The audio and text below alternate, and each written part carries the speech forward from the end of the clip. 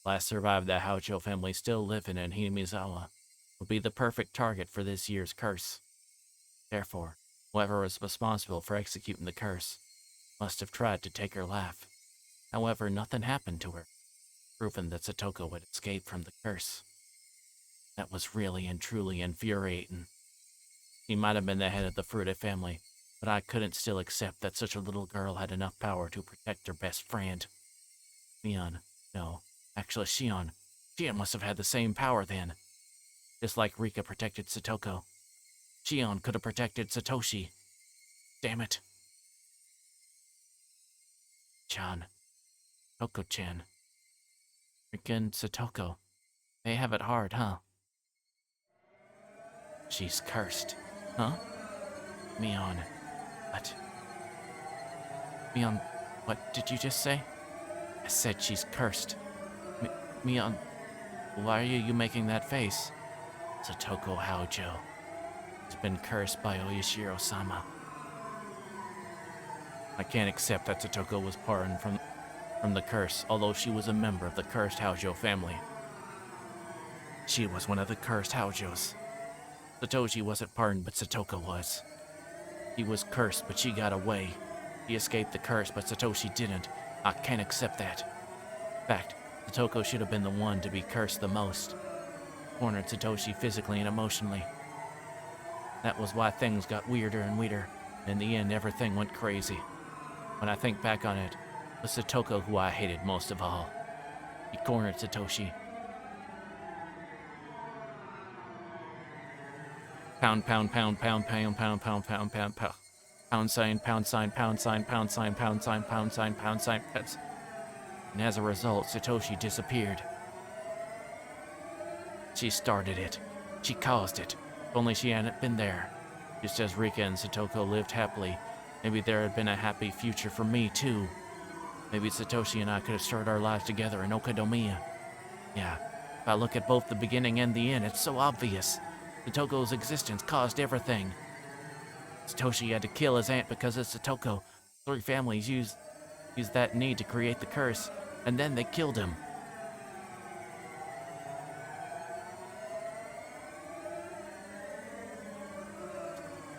Take a moment and clap for the magnificent acrobatic display that is Shion's insane thinking. Oh my gosh.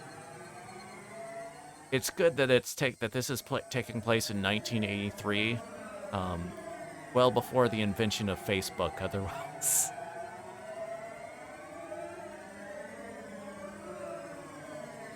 Oh.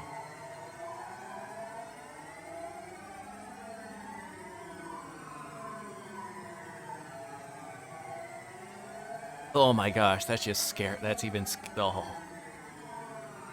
I'm gonna repress that thought right now. Of Shion using social media. Oh god. Shion with internet access. Oh. The police were convinced he just ran away, but he'd never do that. He was the type of person who always did his best at everything, all by himself. He was doing the very best he could for his only sister, yet he was forced to vanish. He worked so hard for Satoko.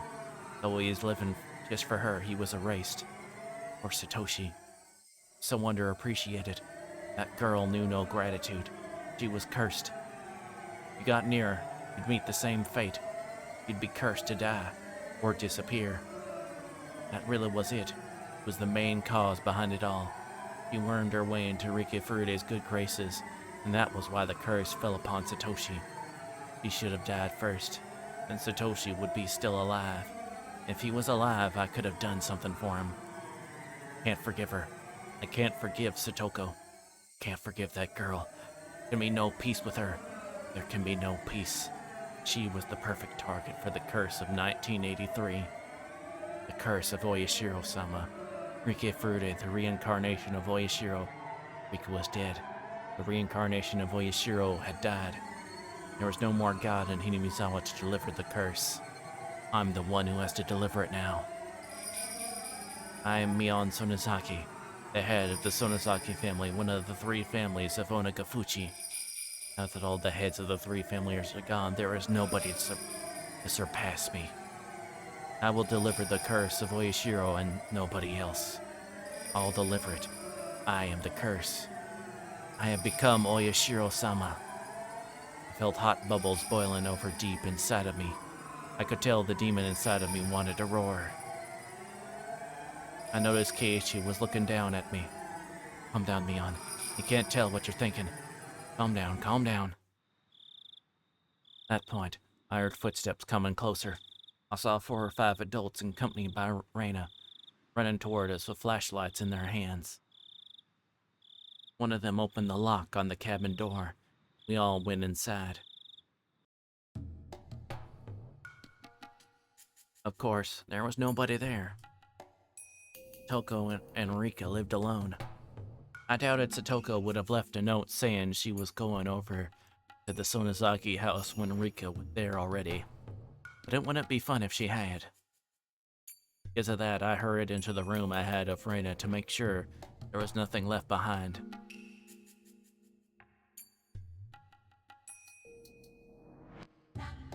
The rumor of Rika and Satoko's disappearance spread around the village quickly. More and more villagers gathered at the Furuta Shrine. Acting in place of the head of the Sonozaki family, I commanded them to search the village. The villagers nodded and scattered. How long had it been since the last time I was truly Mion? Felt so pleased that my body almost went numb. Lots of villagers went in and out of the shrine. They yelled at each other that she was nowhere to be found. Some suggested other places to look. They all left. They made a lot of noise with their comings and goings. Members of the Women's Association brought out huge pots and gas cookers from the storage and got ready to cook them for the men.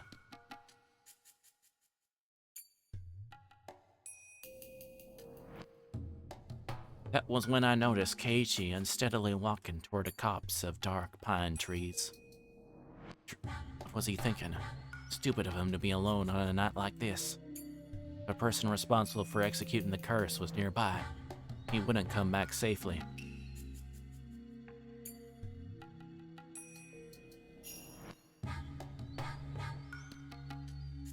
Bian-chan, we went all around Ojaga Lake, but didn't find anything. Tried to light up the pond, but we're going to have to wait until the sun is up.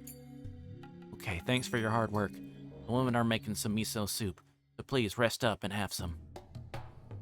Mion-chan, do you know where they usually park their bicycles? No. Probably parked them at the bottom of the stairs leading up here. Don't think they'd come up while carrying them. Couldn't find their bicycles. Where did they go? They left on their bikes. They could have gone pretty far. Maybe as far as the town. In that case, we'll have to look outside of Hinamizawa. By the way, first noticed that Rika-chan was gone. It was Kei-chan. Suddenly had a hunch. Oh, that Maibara kid, huh? He's a little suspicious. Speaking of which, why hasn't the Maibara family shown up when we're in a crisis like this? The Maibara still haven't joined the town council. They're not in the youth group's phone directory. Really? Ain't no help in it then. Huh? They joined, didn't they? I think it's just that their name isn't in the directory yet. Last time we updated was at the beginning of the year. Just moved here, so that's why they aren't on it. My Bara kid's hunch is still suspicious.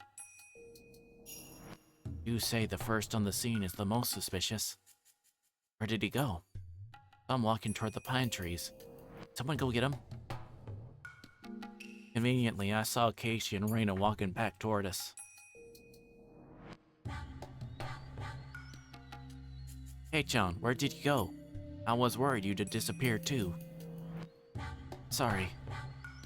It looked like nothing had happened to Keiichi. If so, that's fine. That means I took care of all my enemies. Oh, my. Knew I smelled something good coming from over here. Be much obliged if you allow me to have some. I heard the loud, sticky voice of a middle-aged man. It was Oishi. He must be confused about this year's incident. The scale of the curse this time is nothing like the previous one. Oishi's information network is about equal to or better than that of the elders on the town council. In other words, easily uncover a rumor that was circulating through the underside of the village. He must have come here to see if the disappearances of Kimiyoshi and Rika had something to do with the changing of the lock on the ritual storehouse's door. The police will come for me sooner or later. I am Mion Sonozaki. For removing all the heads of the 3 families my enemies, I have become the head in their place. I can't allow Mion Sonozaki to continue existing. I'll have to destroy the existence of the head of the Sonozaki family. When I destroy my own position, that is when my revenge will come to an end. More than likely, I'll have Oishi witness my final moments. My eyes and Oishi's met. Damn it, thinks I'm suspicious already. You're right, Oishi. I did it. Mion Sonozaki, the head of the Sonozaki family, is the culprit.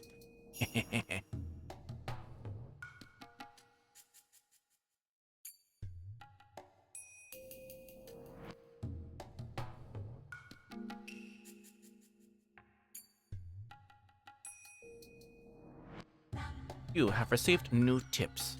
Notebook page 195. Notebook page 196.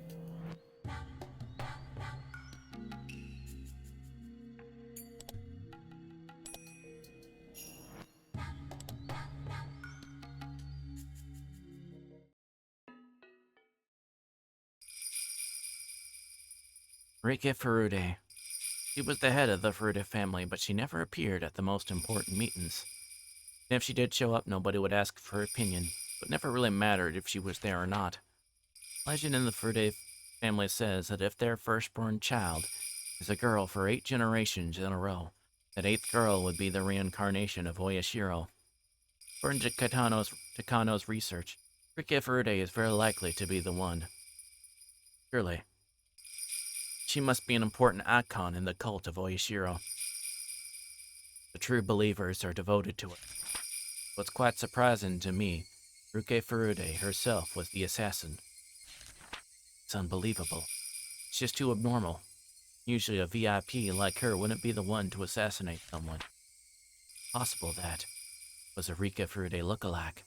The way she moved, she seemed experienced in fighting. Not normal that a small girl like her would jump me without faltering. I just got lucky because I had a stun gun. Without it, I don't know what would have happened. She was far more skilled than she looked. She trained as an assassin? Is it a body double? Everything is a mystery, including that creepy syringe. What's going on? Can't understand. She was like an apparition or something. Did Oryo-san is up? Like he know of her existence? What is hiding on the underside of this village? That underside might run much deeper than I thought.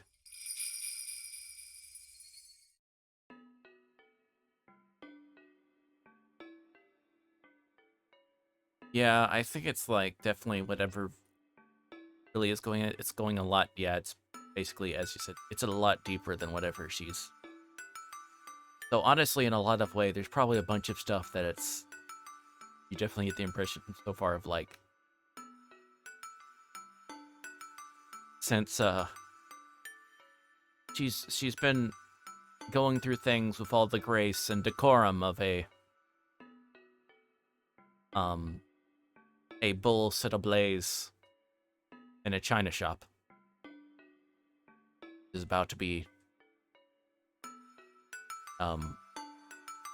it is about to be bombed with a tactical nuclear strike. The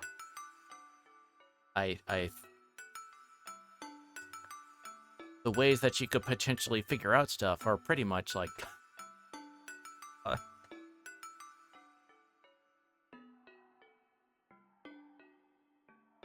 basically F that up on the when she first pulled out the stun gun. Someone should not have given her a stun gun. Especially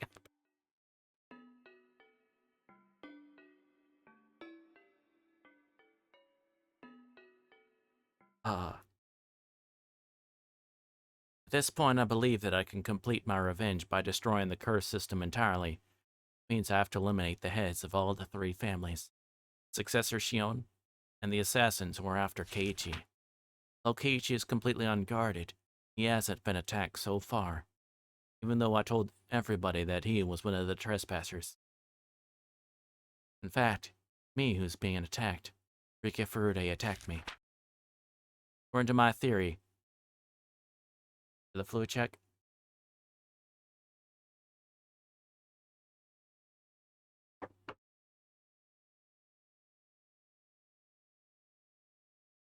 According to my theory, Keiichi should make for very attractive bait. Nobody has done anything to harm him. Since Rika Furude attacked me, it might be that opposing the Furude family is a greater taboo than trespassing in the ritual storehouse. Rika Furude had said that intrusion wasn't a big deal. She sounded like she was going to let Keiichi walk. After I accused her of that, Rika Furude attacked me that very night. Are there 2 different factions? One handled trespassers in the ritual storehouse, while the other protects the religious doctrines of the Furude family? Nah, that doesn't make sense. Tomatake's death must have been caused by the Furude family's injections. Rika showed the effect of it herself, clawing out her own throat and dying like that. Tomatake couldn't have been subject to the curse, at least according to the system of the Furude family. Don't understand why Keiichi hasn't been attacked. They have something exempting him from the curse, unlike Takano. Like how only Satoko Houjo was spared. Keiichi is a friend of Rika Furude's. Does that mean if you were close to her, you wouldn't be cursed? Is she more important than the whole system? Possible. Hag was at the top of the curse system. Rika couldn't have been higher up than her.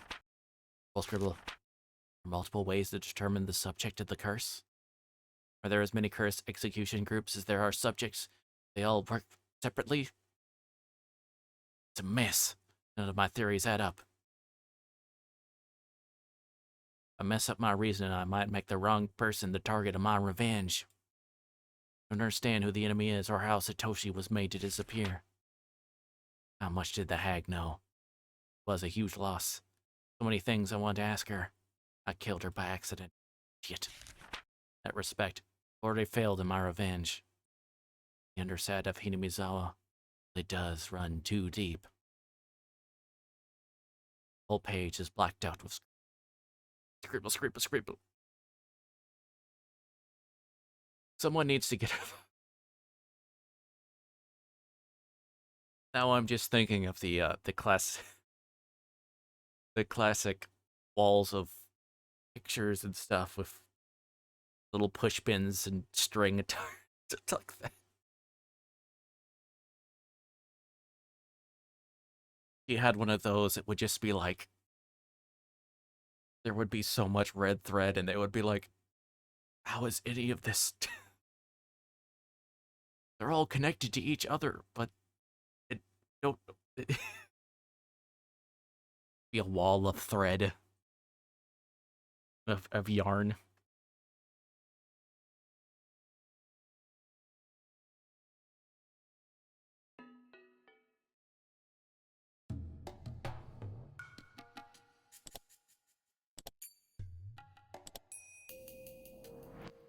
I'm afraid what comes next, but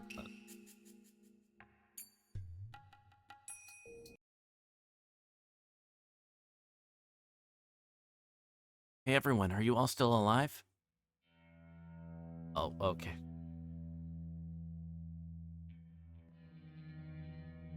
Kimiyoshi was hanging from the collar with his head turned up to the ceiling. He didn't even move when I walked in. Already dead. Toko was lying on a cross-shaped restraining table.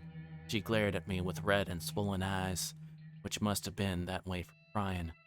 I wanted to put her on that special restraining table to pound nails into her hands, but Satoko was too small for that.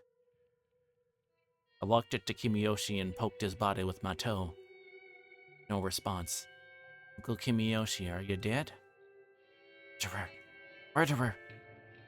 Maybe Satoko had witnessed Kimiyoshi's last moments. I took a thick knife from the wall and stabbed Kimiyoshi with it.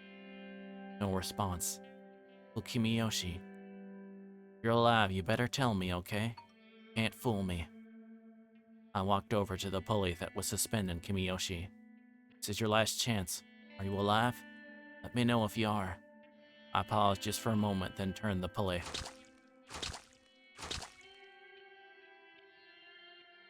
Kimiyoshi's body swayed strangely in the air. It looked much more like a corpse, like that. Shion-san, why are you doing this? Ah, I get it. The door to the huge cave was still open. I bet Satoko had talked to the one in the cell while I was gone. That's how she knows my name. Though that's actually not my name at all. No, I'm not Shion. I'm the real Mion. The one you all thought was Mion is Shion. It's kinda confusing, huh? If you don't get it, that's okay. How dare you? Dare you kill Rika? I had allowed Satoko to watch me take care of Rika's body. Of course, I let her see Rika's neck, too. Rika Furude deserved it. She came over to kill me. I just fought back, that's all. Not possible. Rika would never do a thing like that. If you don't believe me, that's fine. None of your business, anyway. What are you going to do with me? I'm going to kill you. Satoko's eyes went wide. She was expecting my answer, I'm sure, but she still looked shocked. I bet she didn't expect me to state it so openly. I heard the noise of something hitting iron bars echoing in the huge cave. Shion's voice echoed there as well. Sis, no! Don't kill Satoko! I answered her clearly. You finally realize what you've done. You finally realize you didn't do anything to save Satoshi, although you had the power to. That was why he was killed. You ignore millions of chances to rescue Satoshi. Yeah, that's your sin.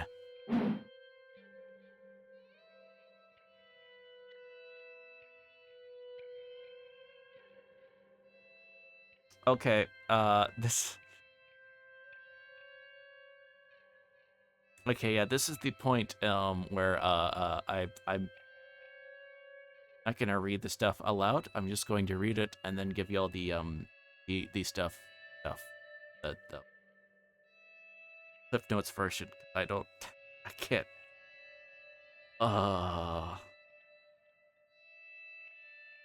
We've already had one with this small child, yeah.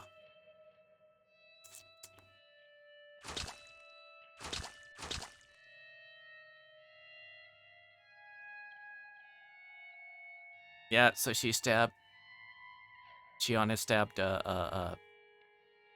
Satoko.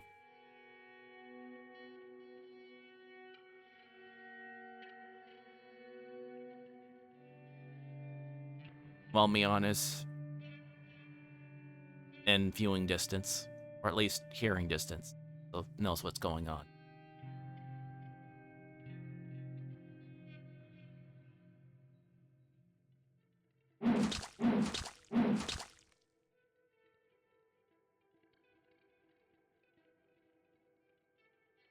Yep, she's going stab happy.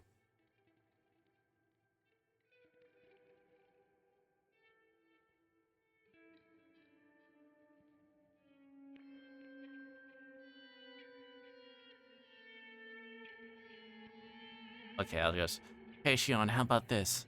I'll tell you how you can save Satoko. Apologize to me 1,000 times. I'll let her go when you're done. How about that? I don't tell lies. If you really do apologize 1,000 times, I'll keep my promise. Well, how about that? Sorry, I'm sorry.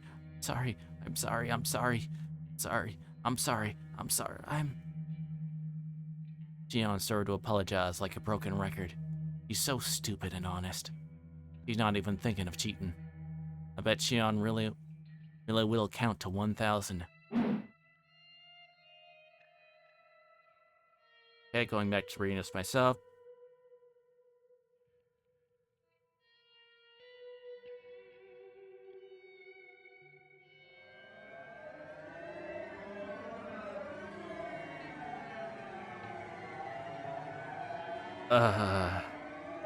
All you ever do is cry to get what you want.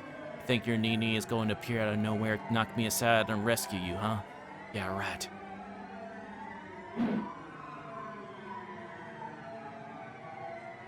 Oh, no.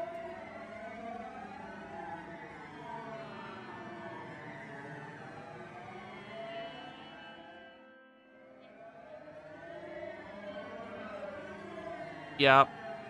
Yep. Shion, aka, I guess, the real... Yes, real Mion at this point.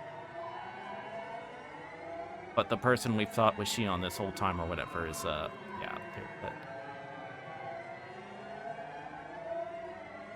Yep, yep, yep, this is why I can't, yep.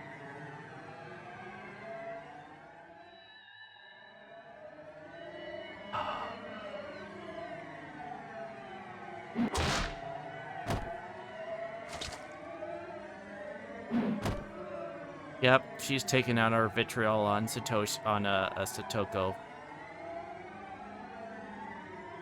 That is what Shion's doing. Yep, yep.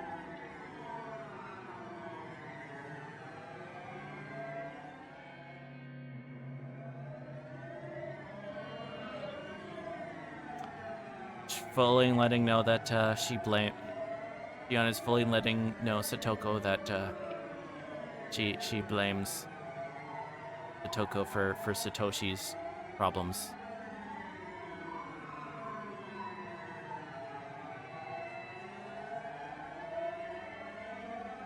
Okay, she has finished one arm and is now apparently, yep, moving the other one. Yep, yep.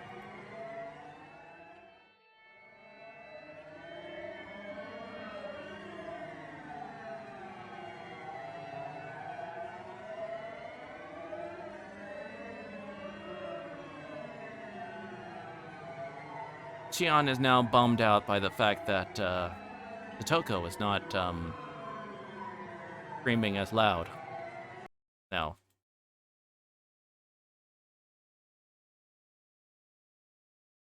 Wait, hold on. Okay, this is Satoko. I cornered Nini. That's why he disappeared. I've known that ever since the day he vanished. Wasn't strong enough. Depended on Nini. Sure, it was hard on him too, but I couldn't stop. You are absolutely right about that. I've no excuse. Satoko didn't sound as if she was mocking me or trying to please me. She spoke so naturally. It's interesting. I never realized you were aware of what you'd done. Nini is coming back. Will come back someday. Does. Going to show him how independent I have become. Don't need him anymore. Won't hide behind him anymore. Going to show him that I really can live on my own. When he comes back, huh? I stabbed Satoko's arm in a mad frenzy, but she still didn't even scream. She bit down tightly and swallowed her pain instead. Nini is coming back. I know he is. I'm waiting for him. When he comes back, I will apologize for depending on him so much.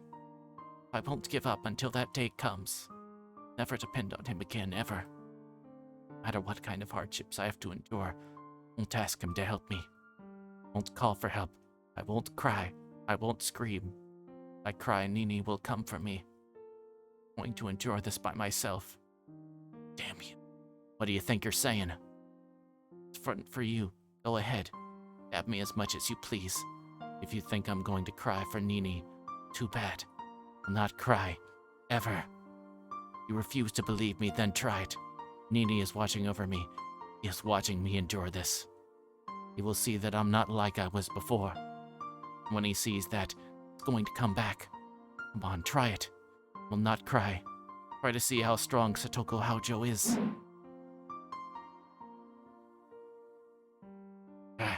Show her. That and that and that. Nini, you're watching me, right? I'm so strong. Won't bring me down. This is nothing. Won't make me cry. Won't cry for your help. Can endure this. going to endure this. This is nothing compared to what you had to go through for me. Shit. Why doesn't she feel the pain? Doesn't it hurt? There's no way it doesn't. I've been stabbing her so much and the knife went in so deep. Her blood is poured to the ground and I've been turning her flesh inside out. Can she still talk that way? Why doesn't she cry and scream? After Satoko said what she wanted to say, she shut her mouth. She didn't say a word after that. No matter how much I stabbed her, twisted the knife and tore at her, she didn't even make a sound. What world is this? This isn't the Satoko I know.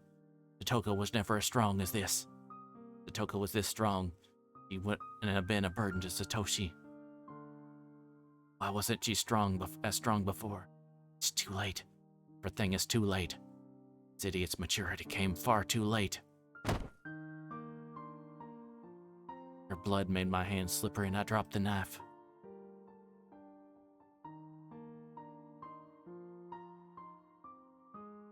Covered in blood from head to toe, Satoko was still enduring the pain.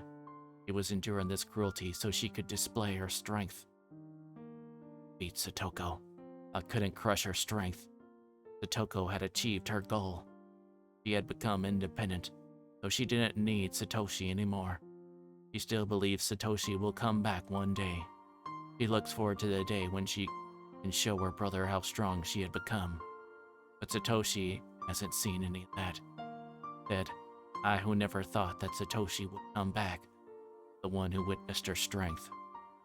Was I thinking? Thought Satoshi was dead. No, I assumed he was. Why did I? Never even thought of waiting for him. Didn't believe he would come back. Didn't wait. I tried to avenge him. Yes, what I really did was forget about him. Satoko was different. She never even thought he was dead. Maybe she did a little. But even so, she waited.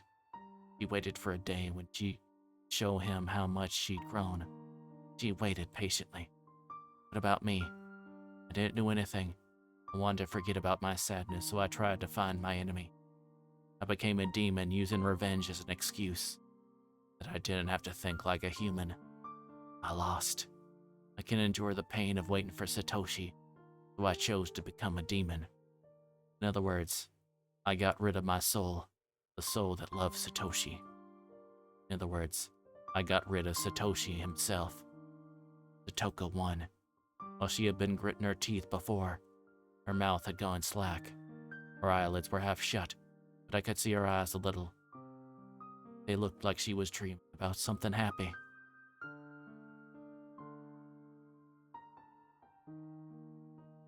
Satoshi was there in her eyes. Toko endured till Satoshi came for her. Toko ran up to Satoshi. She jumped onto him. Satoshi hugged her. They spun around. Cry now. Satoshi told Satoko that. She cried very hard. Satoshi rubbed her head so gently. Together forever, he said. Continued to rub her gently. So gently. So gently. Satoshi was waiting for you too. Meaningless words. I was already dead inside of me. I never believed in our reunion. Still full of me to say that. Because I saw Satoko and Satoshi together again. As Satoshi hugged Satoko, his eyes met mine. Eon. Satoshi said, I asked you for a favor. What favor? Tried to remember. And a favor did Satoshi ask me? I remember what it was. Ugh. Satoshi looked at me so sadly because I couldn't remember. Sad look tore my heart to shreds. The blood flowing out from me wasn't as pretty as Satoko's blood. My blood was a slimy liquid, like vomit with filthy chunks of food in it. That was what filled my body.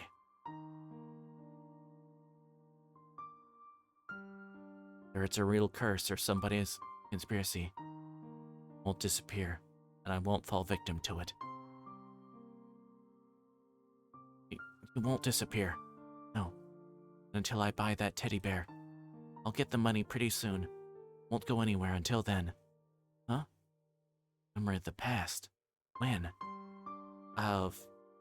Is the memory of the day before last year's Watanagashi.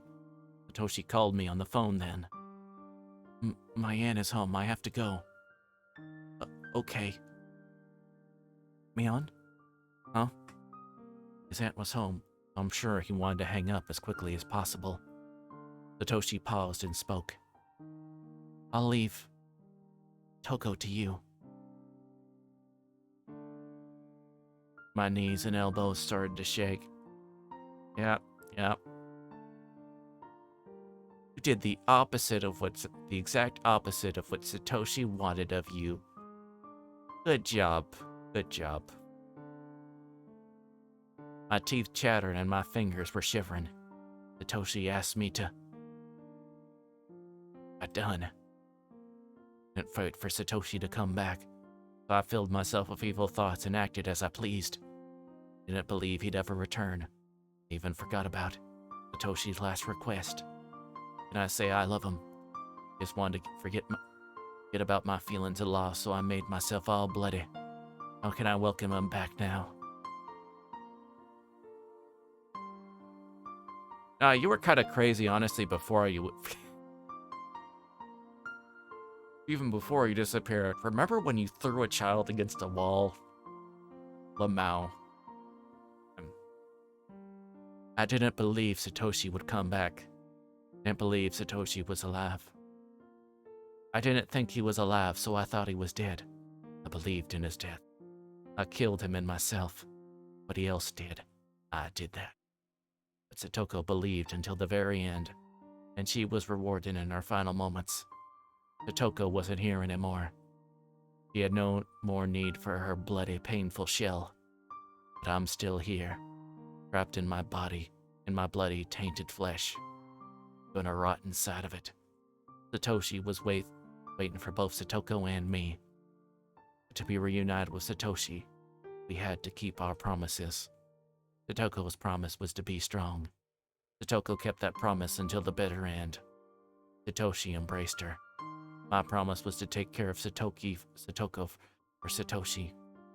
I never kept the promise from the beginning. Therefore, Satoshi will never embrace me. Even if I were to rub Satoko's wounds and ask her if they hurt, that wouldn't mean anything. That was when I felt something behind me. It wasn't Satoshi or the thing that scared me before. I didn't know who it was. It was right there criticizing me for my mistakes. I finally realized it. That thing is me. I'd always been there, standing behind myself, watching me break that promise. Satoshi asked me to take care of Satoko, yet I didn't keep that promise. I'd been watching that happen. Pride. Gave up on myself. Satoshi gave up on me, and I gave up on myself. Happened to me now. I don't want to be in this darkness. I don't want to be all bloody. Don't leave me. If I give up on myself, what will happen to my body? Be nothing left. The only thing I have left in me is an evil demon. Get it? I've known it for a long time now. Nothing but a demon.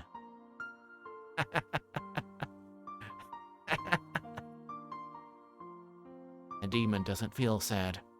A demon's heart can never be in pain. A demon doesn't cry.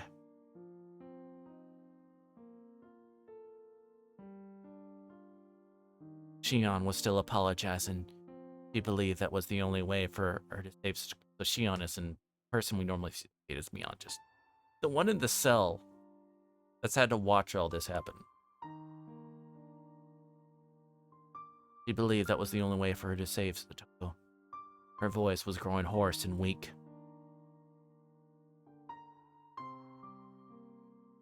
Shion, you don't need to count anymore. Good job. I guess she realized what happened to Satoko. Shion cried in her cell. Being a demon isn't that bad, huh? I never knew how fun it would be to see other people cry and scream.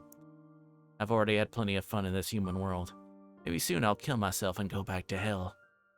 Don't worry. I'll make sure I kill you first. That's why I'm here, after all. Demons are pleased when they see people cry and grieve, see? Wait, you like Kei-chan, don't you? Okay, I'll rip Kei-chan apart before your eyes. What a great idea. I'll kill you, and then myself after that. Onagafuchi village is a village of demons. Demons come out of the swamp and attack the village. I'm going to act like those legendary demons and wait for Oyashiro to judge me. That will be a suitable disaster for Hinamizawa, don't you think?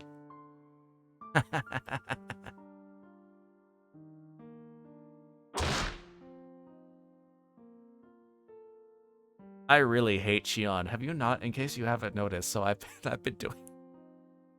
And so see, this is the thing, because I've been knowing. Okay, there's some stuff I forgot and like stuff, but yeah. From when we started this series, I remembered from the anime adaptation. I was like, yeah. The stuff I remember for sure was like the general broad strokes of this. So I've had to suppress my other disdain for Shion, compounded by the fact that, you know, everyone thinks it was Mion that was up to all the bad stuff. Whereas it's been Shion this whole time. So yeah. I didn't like her before, but now doing it from her own perspective actually just makes it worse. You just get a better example of to see how frickin' twisted she is. And yeah, there's some sad stuff or whatever and stuff like that, but doesn't make her any less of a psycho bitch. Yeah, she endured a lot of crap growing up and all that stuff, but she's, yeah. Sorry, you've murdered people. Brutally.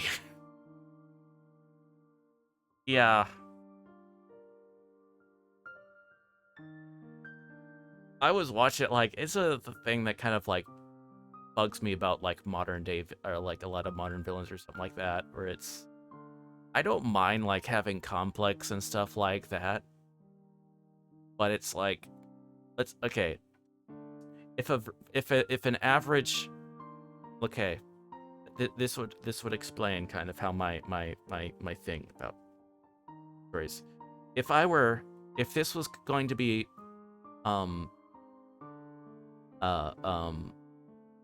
if this was more like a modern,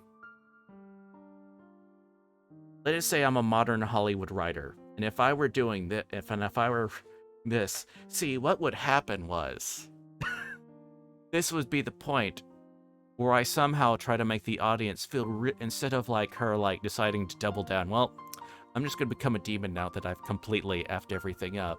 See, the modern writer, also they wouldn't have like done, you know, seen the really bad stuff on screen, because you might question their bit, but then they would she would be really sad, and then they would try to do a like a whole redemption arc or whatever after having freaking murdered people. Somehow her and Keiichi would go off to live happily ever after. So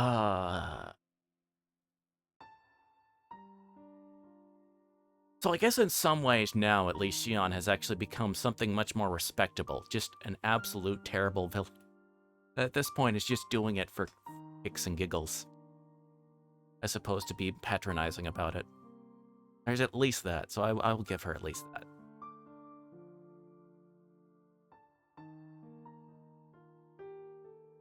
I'm gonna continue to go for my excuses there.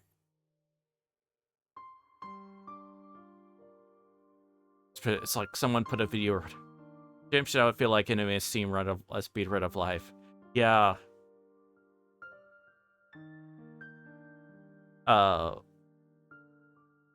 They just don't know how to. There's so much of like, I just don't. Like trying to do like the whole Maleficent thing. Yeah.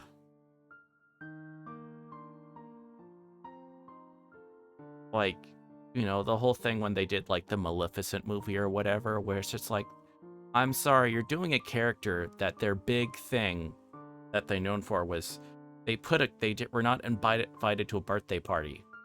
So they put a death curse on a freaking baby.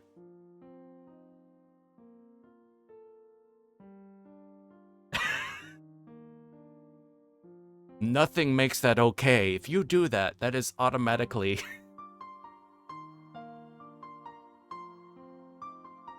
It's the I don't care. You put a...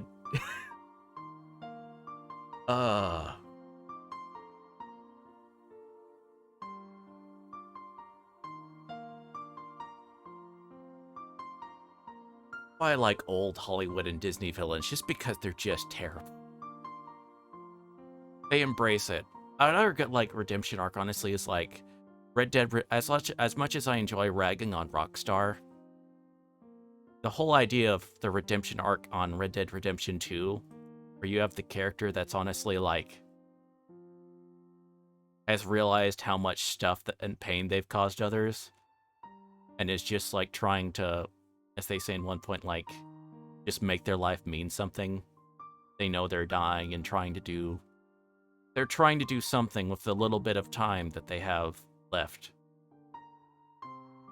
They know they're not trying to make anything, or they're just trying to, it's like not do anything else, and then just try to, like, maybe leave a little bit. And not even caring about necessarily if they might get sort of, like, redeemed or whatever, which in itself is what makes a good redemption arc. The person isn't doing it for selfish reasons. They've specifically stopped thinking about their own reputation themselves. They're at this point just trying to undo some of the bad that they've done, and try to maybe at least leave maybe something. Knowing, thinking, honestly, but fully believing that they're probably going to fail. So if, like, let's say if Shion were, okay. So if they were trying to put a redemption arc.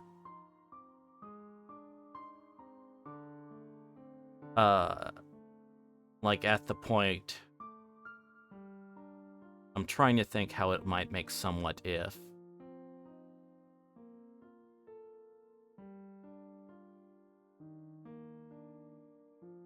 This would, if in the middle of killing Satoko, he finally realized what she's gotten, and she just goes flat out and calls an ambulance immediately and confesses everything.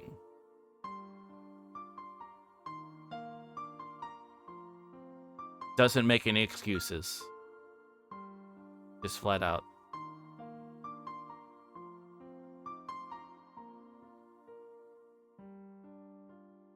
And is willing to just, I'm gonna sit in a jail cell, probably die or whatever.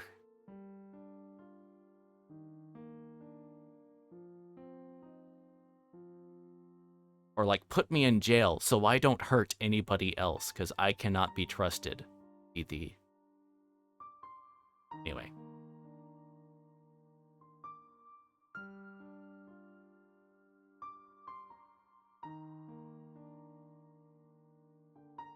And then it sort of, and because then it would be like, and if you wanted to do something, it would be like 60 years later and you see her dying in jail. And you maybe have like a butterfly flow in a window as she's dying or something. Some nice symbol or whatever that would be. It's like, and that would be a return. But that's so sad, yeah. Anyway. But I've okay. Okay. Back to, that was, yeah, okay. Hey-chan, it's me. It's Shion. Took a long time to pick up. I thought you weren't home and I was about to hang up. Sorry. I was just in the bath. Wouldn't your family pick up for you?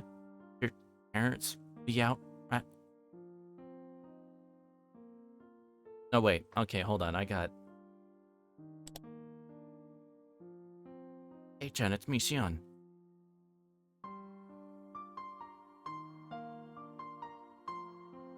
Okay, the person that was in the bath was, okay. Your family pick up for you? Could your parents be out right now, Kei-chan? Well, no, they're not really... Anyway, have you heard about Rika and Satoko? No? What happened after that? Were they found? They haven't found them yet. Hey, Chan, please don't lose hope. Chan and Satoko.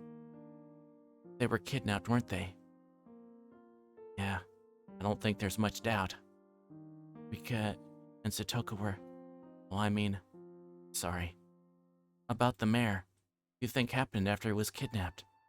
You think he's still alive? Ichi sounded confused. He wanted to believe Satoko and Rika were still alive, which was why he was asking. Ichi was just like Satoko. Unless the culprit was after money, the abductee would usually get killed right away. I never assumed they'd still be alive.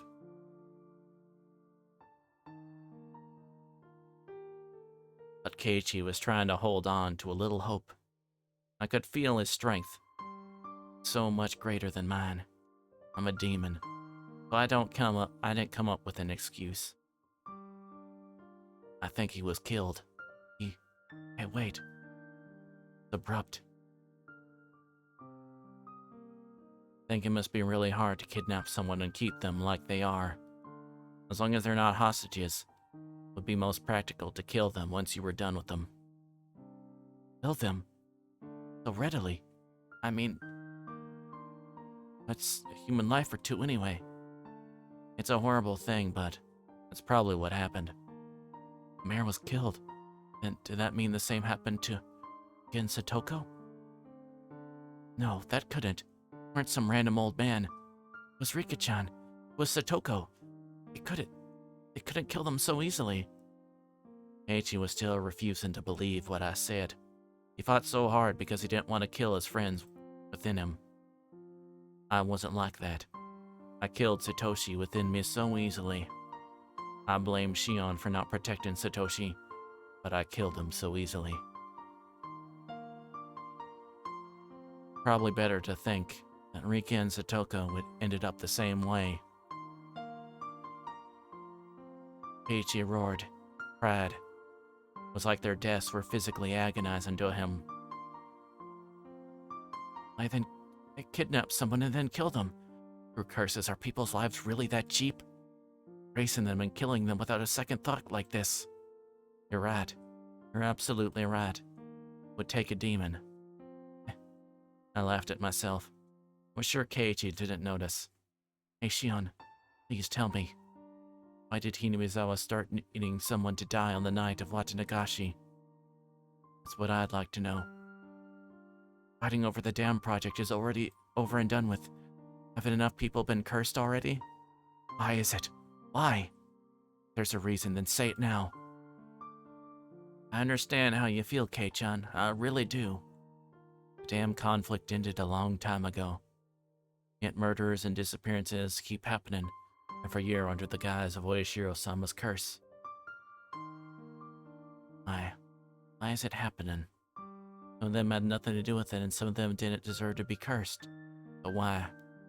That's why I'm asking you. I want to know that as much as anyone.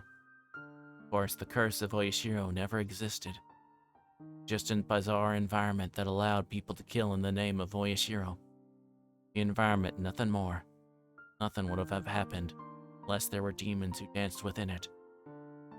Listen. Oyashiro's curse never existed. It's too unrealistic. It's like you said, one in the village is using the guise of Oyashiro's curse as a justification for doing these murders and disappearances every Watanagashi. Cunning. They've been using the curse as a convenient tool and made a system where they get rid of 2 enemies in the village every year. This year, that system killed Takano and Tomitake. Why wasn't that enough? Why did the mayor and Rika and Satoko have to get killed too? I don't give a shit about the past. The only thing I care about is why Rika and Satoko needed to be killed. Why is that? I didn't say a word to Satoko, you know. Why even her? Why? Satoshi was speaking through Keiichi's mouth. How could I respond? Didn't know what to say. I could only feel myself being stabbed by the sharpness of those wounds. Kei-chan, please. Stop being mean. Have any idea what's going on either? Thing changed. Went to the ritual storehouse that night. When I heard Takano and Tomatake had been killed that night, out in my ears, I realized it instantly. I realized what sort of position I was in now. 4 of us snuck in there. Kei-chan, you and I won't be so conveniently forgiven. When I thought about it, it made my chest so tight, it was so terrifying. You know that feeling, Kei-chan, don't you? That's why I confessed everything to Uncle Kimiyoshi. He wasn't mad. Smiled and told me if I was really sorry I'd never be demoned away. Really did smile at me and told me to leave it to him. I remembered Uncle Kimiyoshi speaking ill of Satoshi. I killed him, but everyone in Hinamizawa did that. I wasn't the only one at fault. You let the mayor know. Huh? I'm sorry, Shion. Must seem like I'm kicking while you're down, but... Shion, you told him, right? Told old man Kimiyoshi, the mayor. Yeah? When? You let him know. Eh? Keiichi's tone was becoming sharper. That edge was cruel. It was a sharp conviction. It wasn't a dull edge that had caused excessive pain. It had a clean, pleasant sharpness to it. Did you know that the mayor had a severe case of hemorrhoids and had gone to the hospital for treatment? Chan? What does that have to... Please answer me. You didn't know, then just say so. I knew that. He had hemorrhoids. Looked like sitting down was really hard for him. He was going to the hospital. You know which hospital, right? Sorry, I don't know that much, but... Kei-chan, what does that have to do with... Want to ask you straight. Shion, when did you tell the mayor about everything? When and where? You can give me a rough answer, but please, give me one. Kei-chan, why are you asking that? Very good, Mabara. You know who I am, don't you? Possible. The day the mayor disappeared, from dawn until he vanished, there was no opportunity for you to contact him.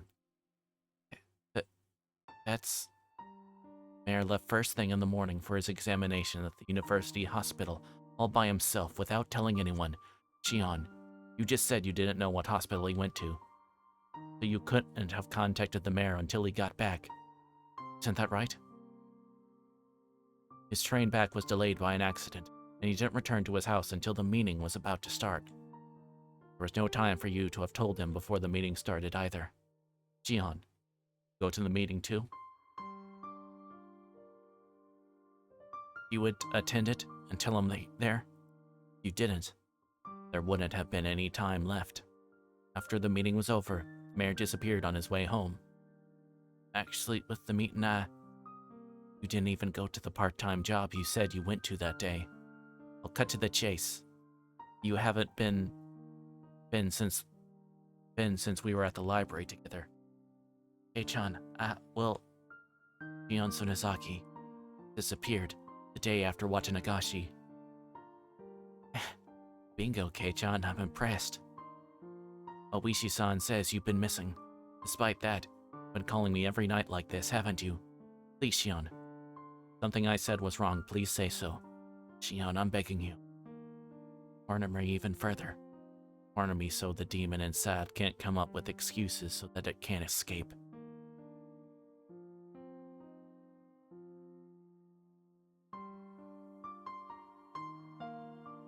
Shion, there's no way you could have seen the mayor, but...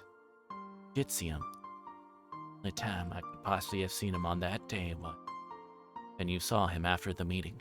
In other words, it'd have only been right before he disappeared, or else afterward.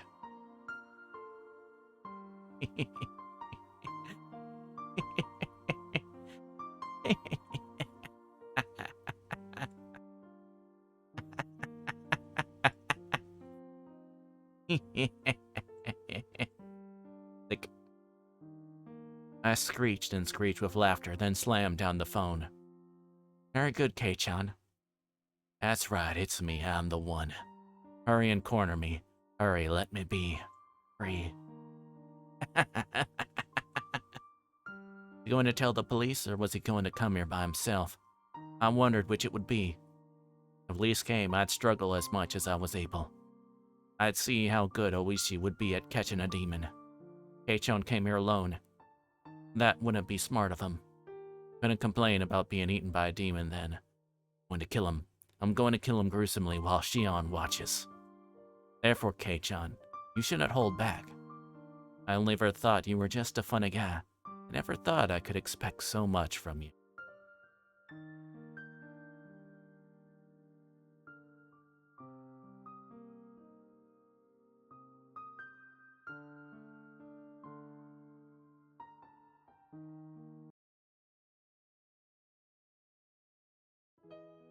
Took them a long time to come for me. I had to wait until the following morning. I opened the gate without checking who was ringing the doorbell. Didn't even care who it was. The police, that'd be fine with me. Kei-chan, could he defeat me? Kei-chan and Reina were there. Well, this is unusual. You two going to school? Stayed home today. Kei-chan is one thing, but you two, Reina? Two are such troublemakers. I laughed. Let's just not stand here.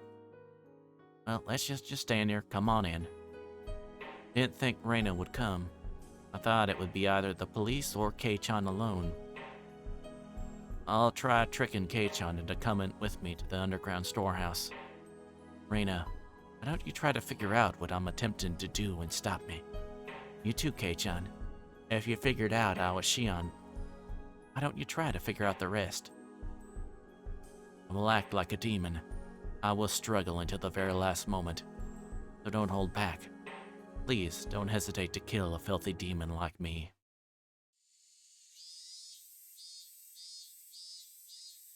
Mion, first I have something to apologize for. You do? What for? On the night of the Watanagashi, the ritual storehouse behind the shrine, I went in there. Didn't expect this to start with an apology. Okay, so he admitted his sin of entering the ritual storehouse. Yes, that was manly of him. Didn't even care if the storehouse is forbidden anymore.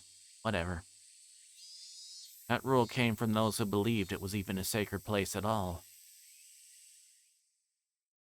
Mion, called Riken Satoko the night before last, didn't you? Don't remember doing so. If you have a reason to think so, could you let me hear it? It was evening, before dinner time. Rika should have come here, bringing a big bottle of soy sauce, to have you share some with her. Reina spoke with confidence. He wasn't even trying to gauge my reaction. He was simply telling me the truth. That cleverness was very pleasant to see. Why do you think that? Not hard to understand. Ichan, you saw it too, didn't you? Rika-chan's room. There was chilled tofu, but no soy sauce. Plus, big bottle of soy sauce that should have been under the sink was nowhere to be found. What? Is that why she would have come here? Reina sure is sharp. I tried to beat around the bush, but she was confident in her conclusions. She was cornering me. She was doing just a great job, too. It really put me at ease. Okay, demon. Reina knows what she's talking about. What kind of excuse are you going to come up with now? A long explanation, so I'll get to the point. Content of that refrigerator provided a vivid account of what you said over the phone when you lured her out.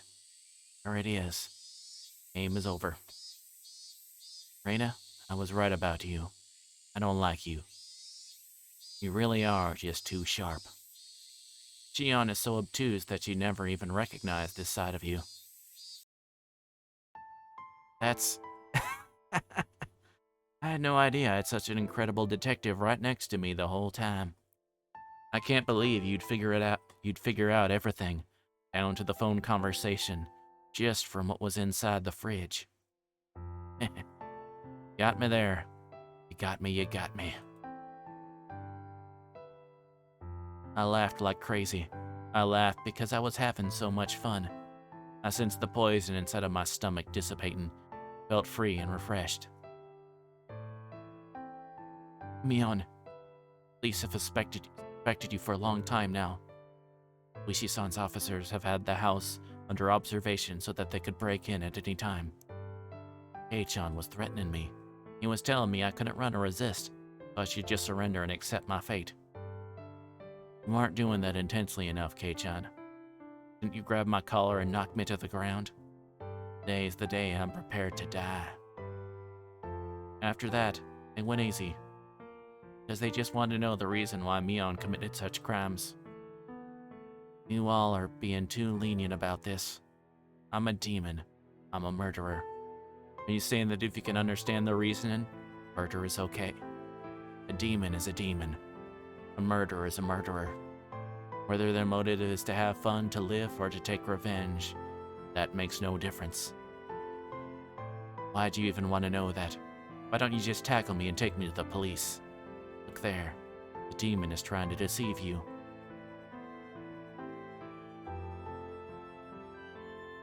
The pleasure to meet you both. I am the successor of the Sonozaki family, Mion. Welcome to the Sonozaki's family house today. I'd like to greet you on behalf of our leader, Oryo. Seem to want to ask varied questions. Like to answer everything as clearly as possible. I then told them about the strange events that led to Onagafuchi village becoming Hinamizawa, which Takano had told me about before. About half of it was the truth, but the other half was completely made up. I just made it sound like it was only natural that their best friend committed such a gruesome crime. Keiichi and Reina were both overwhelmed by the history of Onagafuchi village, which was swallowed by this gloomy fate. Oh well, guess I made it sounded interesting enough. Sure they enjoyed hearing me tell the story. But you know, the one who committed the incidents that happened in the present time. What was the point in listening to these old folk tales? You thinking it will make your best friend's crime easier to swallow? You're just trying to satisfy yourselves. I'm a demon. I'm a murderer. I have sinned. These old folk tales have nothing to do with the crimes I've committed. The way those two listened to me so intensely almost made it fun. I told them that people used to make canned human meat, conducted gruesome research during the war. Those were the things Takano told me. Hey, you too. Then you realize it yet? I realize that what I'm talking about has nothing to do with what we're dealing with right now. You both look so serious. You two are such fools. So that Hinamizawa village might once more be like Onagafuchi village, so that we may again be a sacred existence worthy of worship. That's the mission of those who inherit the demon of the Sonozaki main family. Those who inherit demon? For generations, the Sonozaki family has had a custom of including the character for demon in the names of its successors. If you write out my name on your hand, it should appear plain as day. Keiichi tried to write me on his palm. Oh, he's right. Character for demon is in there. Not only in my name either. The demon is engraved on my body as well. I stood up and made to show my bare back. Of course, I didn't actually have a tattoo there. It's okay, Mi-chan. You don't need to show us, okay? Thank you. I laughed a little. You must really believe that I'm their best friend, Mion. My goodness, the demon has won already. They were doing so well at the beginning, too. I eventually sat back down after I finished telling my made-up tear-jerker stories. Your loss if you all shed any tears now. I looked at Keiichi.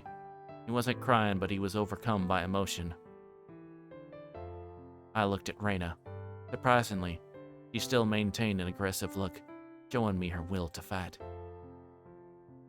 But Rika-chan and Satoko-chan, You killed them, didn't you, Michan? You're good, Reina. You know what I just told you was an excuse for murder. You usually act like you're such a goofball. That's not how you really are. You sure are something. Far sharper than Shion.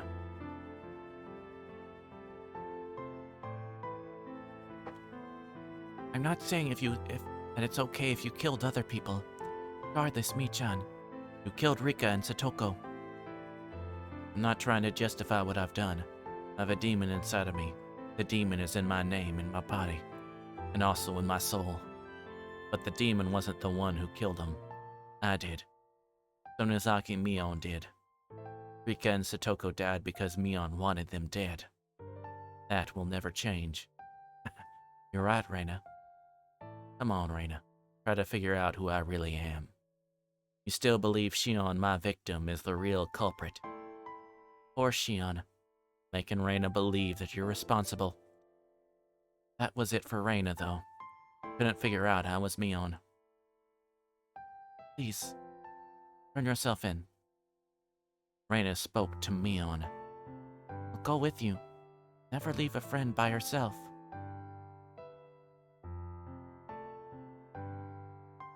Crying children and Reina are the only things I can't beat. Too bad, Reina.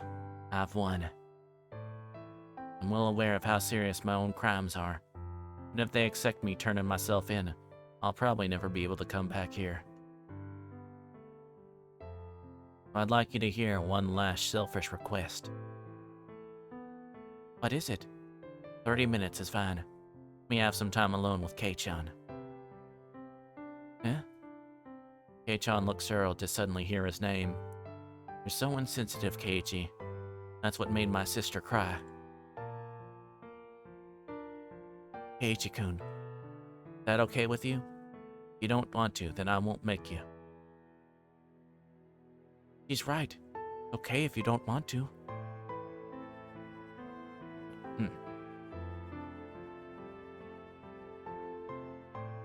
Girl, I'm a demon and Kei-chan is a bona fide human who moved here from somewhere else. For us to be compatible, as long as Oyashiro-sama doesn't exist to mediate, it simply isn't possible. Keiichi hesitated a little. Come on, Kei-chan, condemn me. Condemn me and tell me you'd never go. Sure, it's fine. Thank you. Fool. I'd like to thank you too, Keiichi-kun. Reina stood up. As promised, she made to leave. It's fine, Reina. You can wait right here. I just want to go around the garden with Kei-chan. If you're bored, you can go to my room. You can read any manga you like.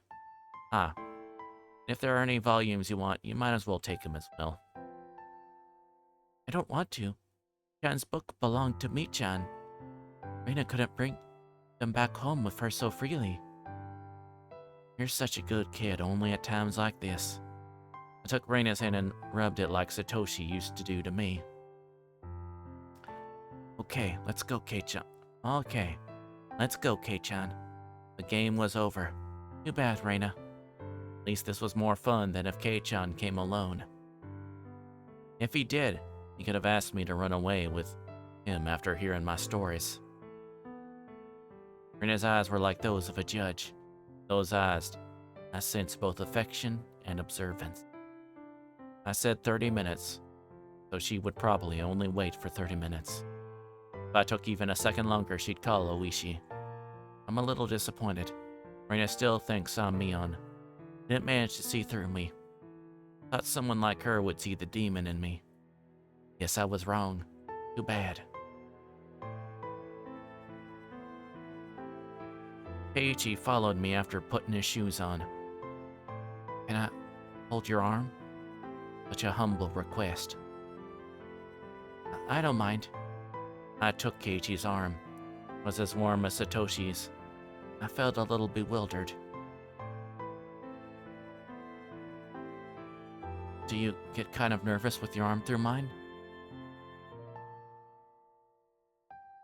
You're not thinking, for example, that I'd suddenly put you in a world-class joint lock or anything. You two say the same things. I don't think that. At all. It was rumor of the time when I'd held his arm in town.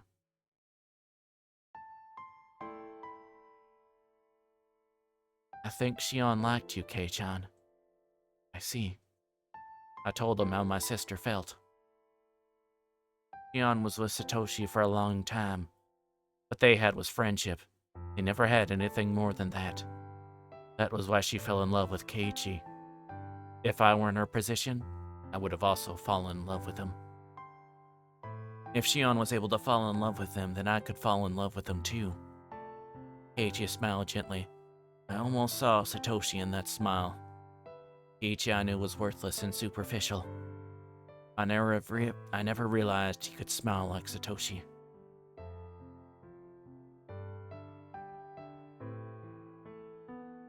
Mion and Shion got along well, didn't you?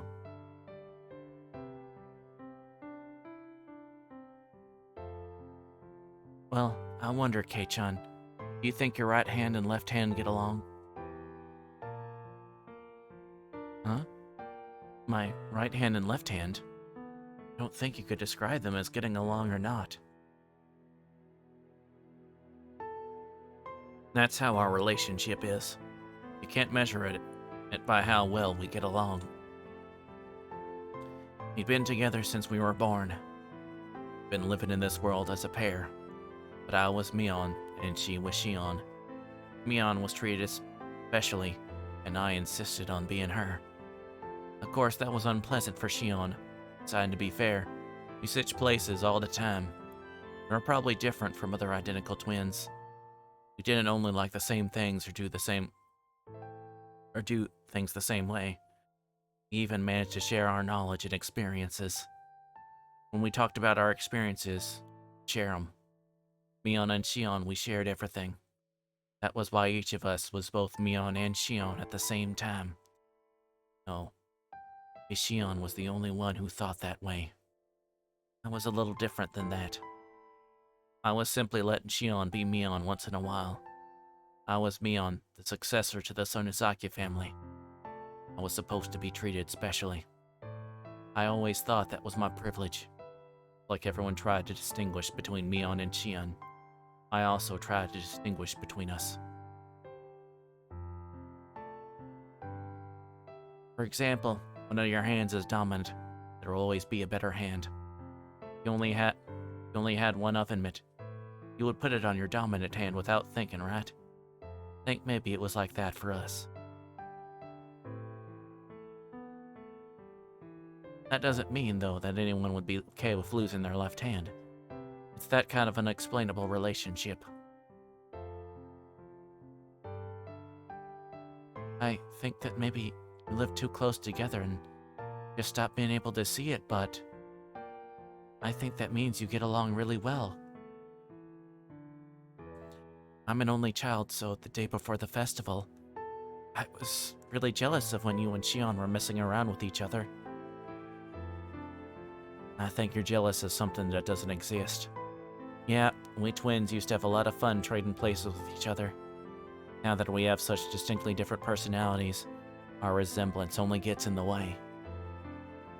As an older sister, I felt I was mean for thinking that way, so as punishment, I became Shion. Who am I? I never had a solid identity in the first place. I was Mion, I was Shion. I should have just accepted that. Something has changed. I don't even know if I'm Mion or Shion anymore.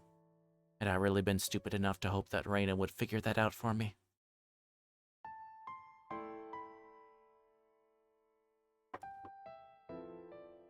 Shion is still alive. Really? Keiichi looked into my eyes. I nodded quietly. Yeah. I'd been thinking to give her the most horrible death of all, so I kept her locked up. I never did think of a good way to do it, though. This was a lie. I've already come up with ideas. I've already begun to execute them. I dumped the hag into the well in front of Shion. I dumped Kimiyoshi and Rika in there. I even killed Satoko too. And right now, I'm plotting to kill Keiichi, who Shion fell in love with. I am a demon. Any such gruesome act is simply pleasure to me. That's when I felt a warm hand rubbing my head. Wasn't Satoshi's hand, but Keiichi's. Keiichi and Satoshi are totally different.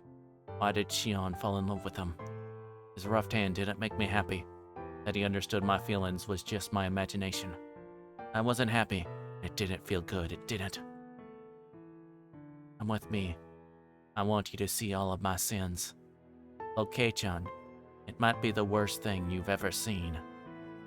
I'm going to commit my final crime. I'm gonna let you see it. I'm going to let Shion see it. When I do, are you still going to think I'm your best friend? Or Shion?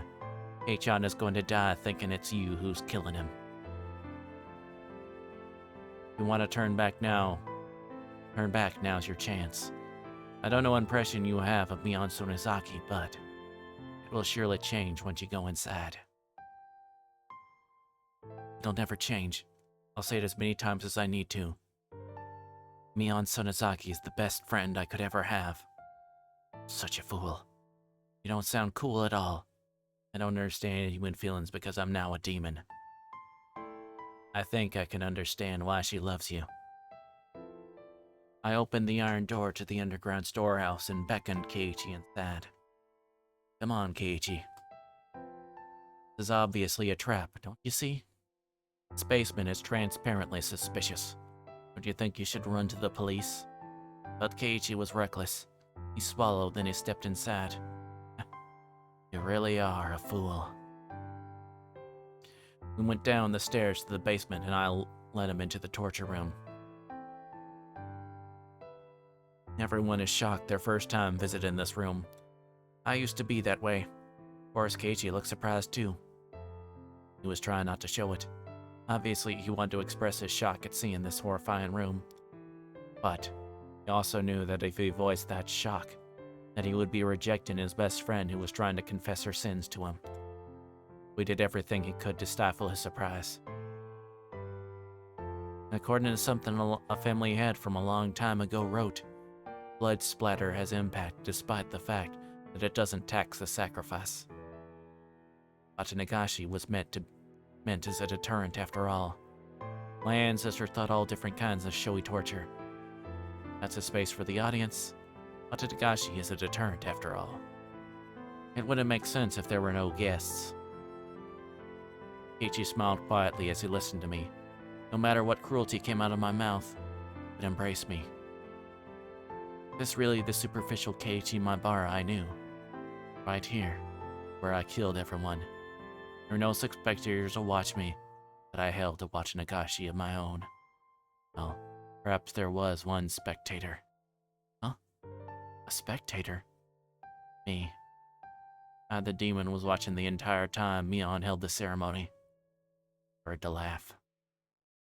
How many hints do you need, Keiichi? When are you going to figure out I'm not really your best friend? Come on, hurry up, you're running out of time. Game is almost over. This was a game. This was a game of murder. I had killed people, using my revenge for Satoshi as an excuse. The demon was trying to capture Keiichi and kill him before Mion's eyes. But Keiichi had a chance. If he figured out I wasn't his best friend, then he'd win. If not, he was out. When did I come up with that rule? I guess it was sometime today. Did I come up with it just a minute ago? Since the two of them aren't too bright, I decided to be easy on them, I guess. You are Mion's best friend, right? Don't you believe in her? You already made Mion into a murderer within yourselves. Why don't you try to protect the Mion within you? Why don't you try to believe your friend can't be a murderer? You could believe until the very end like Satoko did. You would have realized I wasn't Mion, your best friend, but just someone who looks like her. If you can't, if you still believe that I'm Mion, just like me, I killed the Satoshi within me so easily, and you will do the same. Deserve to live. Back there is the prison. Is Shion there? You're not gonna make it. If you reach Shion's cell, your time is up. The demon will win. Shion? Is that Shion? Kei-chan?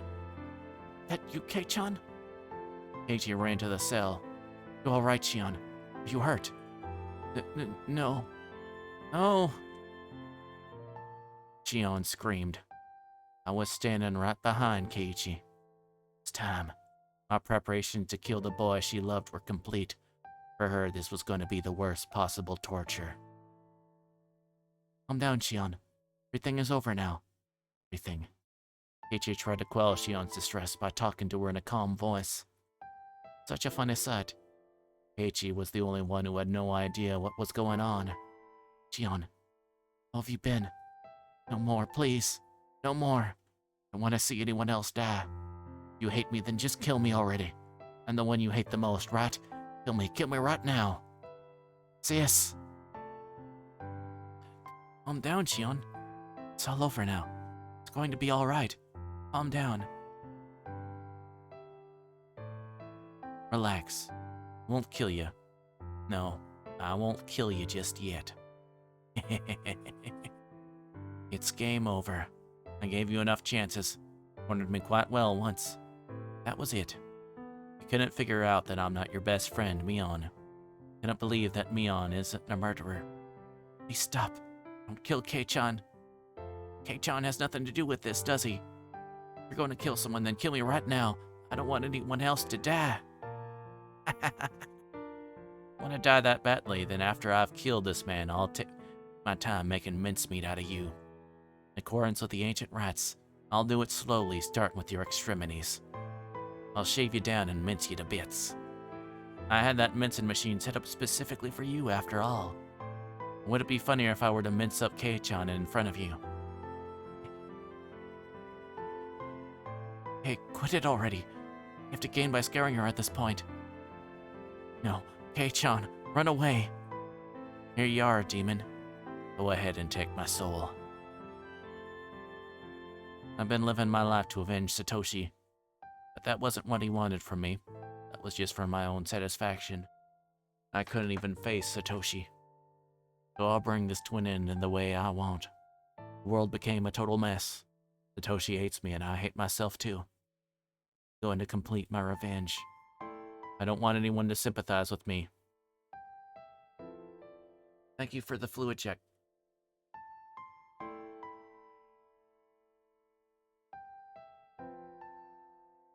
I don't want anyone to sympathize with me. I don't want to pretend to be some tragic hero either. I'm going to become a murderer that nobody could sympathize with.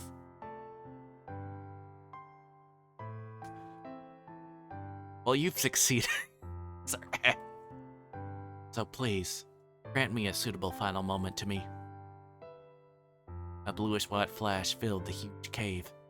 Keiichi fell down like a doll. John reached out to him from the other side of the bars. She screamed at me not to kill Keiichi.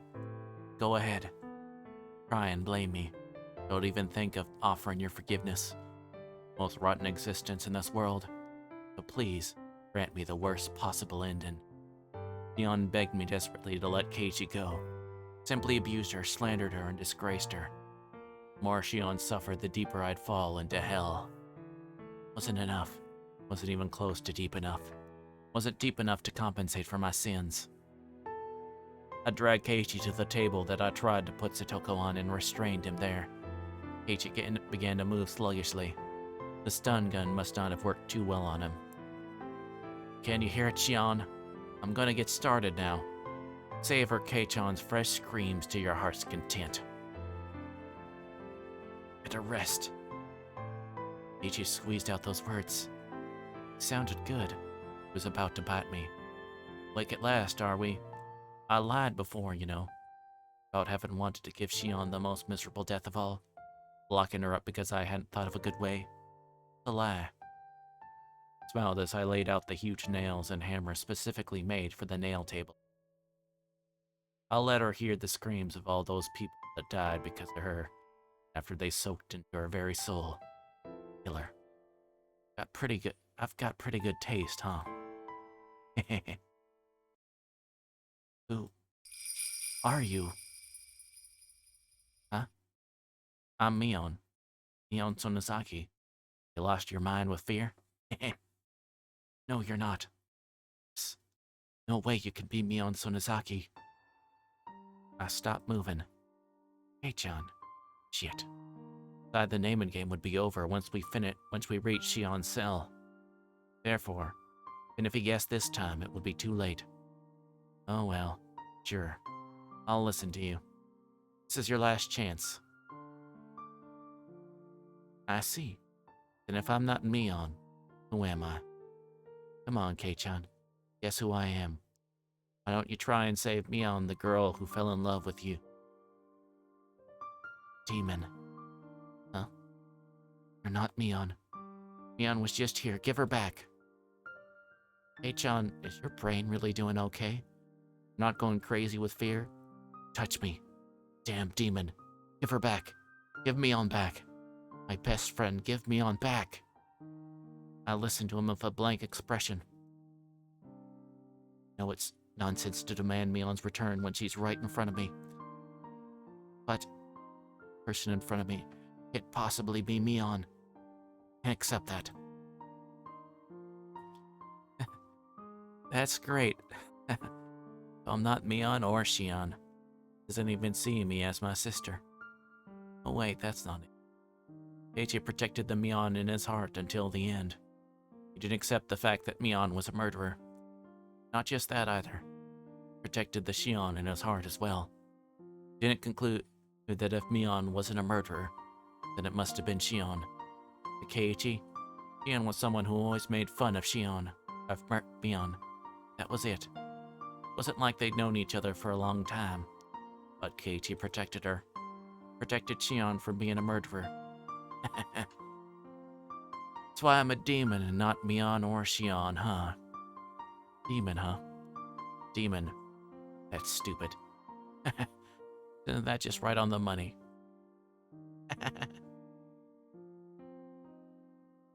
Hey, Chan. Trying to drown me in my own tears.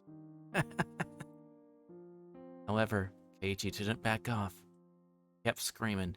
He screamed loudly so that I could hear his voice even when I was stuck inside of a demon. Do it, Mion.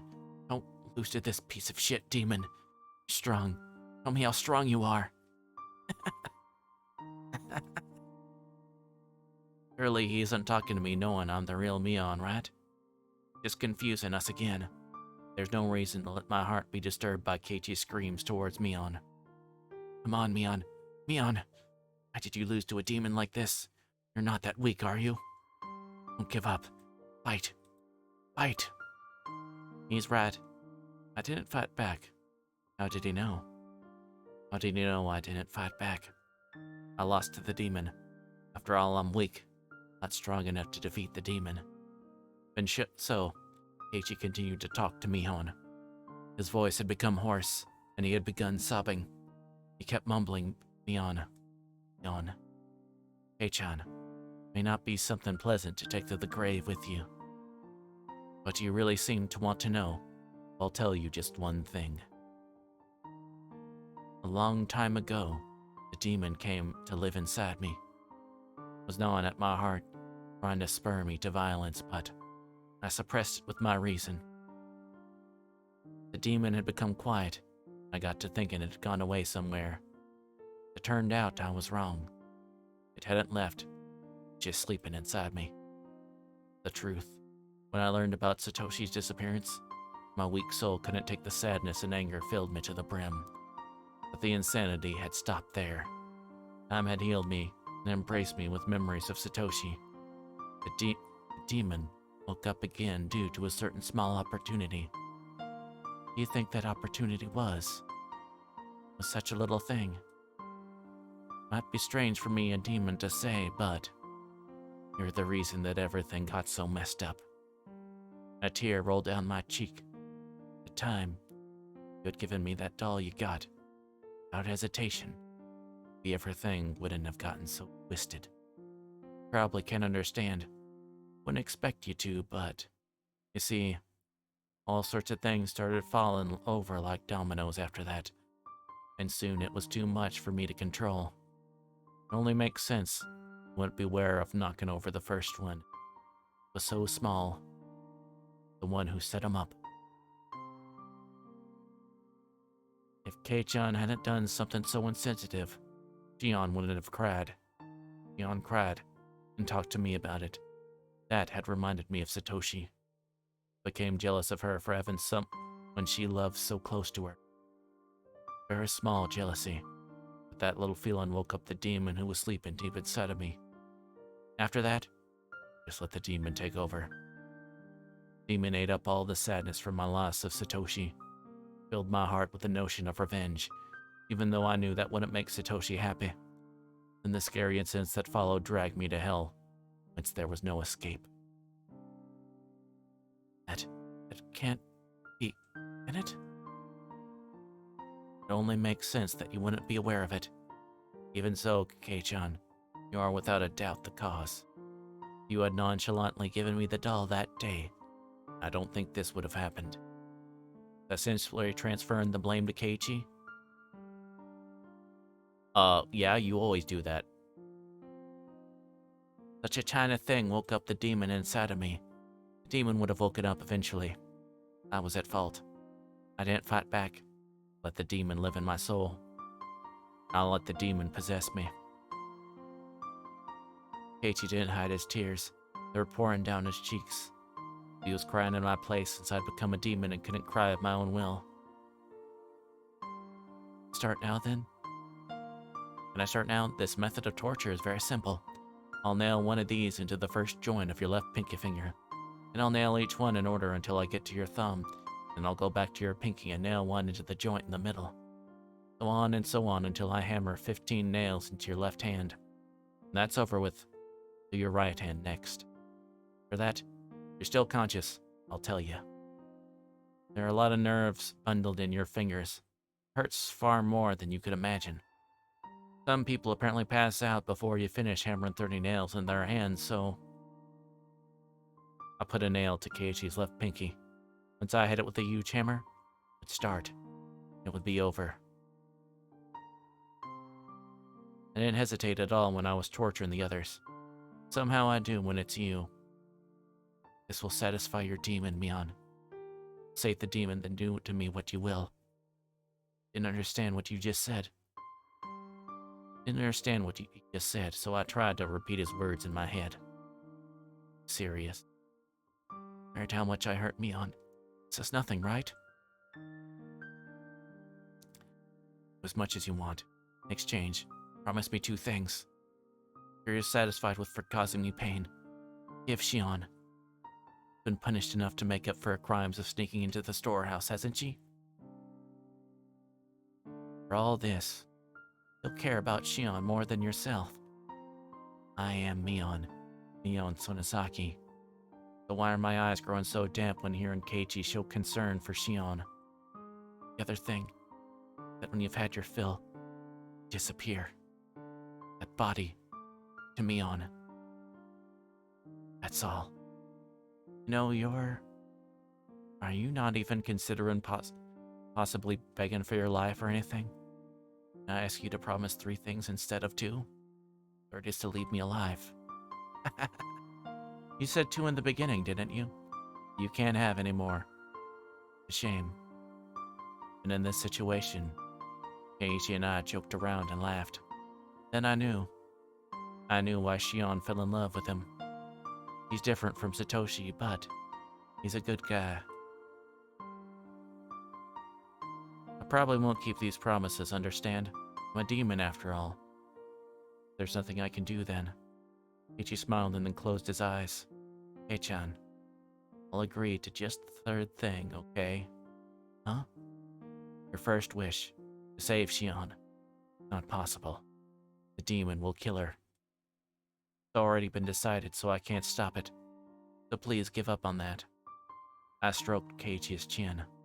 For your 2nd wish, give this body back to Mion. That won't happen either. For today, Mion will never come back. From today on, and if my body remains, it will be just a shell. Because the demon has taken it over. That isn't true. Mion is Mion. Don't say such sad things like she won't ever come back. Can you hear it? Sound. I've been hearing a noise. I knew what it had to be. Bang. Bang. The dull sound was repeating in a regular rhythm. I was accompanied by a light trimmer. People were trying to force open the iron door to the underground storehouse. You're late. Lorena probably called a Wishi. Spaced out girl being so quick thinking was the one thing I didn't anticipate. Agree with you there. Really, wonder how much Kei-chan really knows about Reina. Reina Ryugu. I won this time, and I couldn't figure out who I was until the end. Or maybe she did. Reina didn't seem confused about whether I was Mion or Shion. Perhaps Reina could tell Mion and Shion apart through her sense of smell. She was good at that kind of thing. Wait, I'm overestimating her.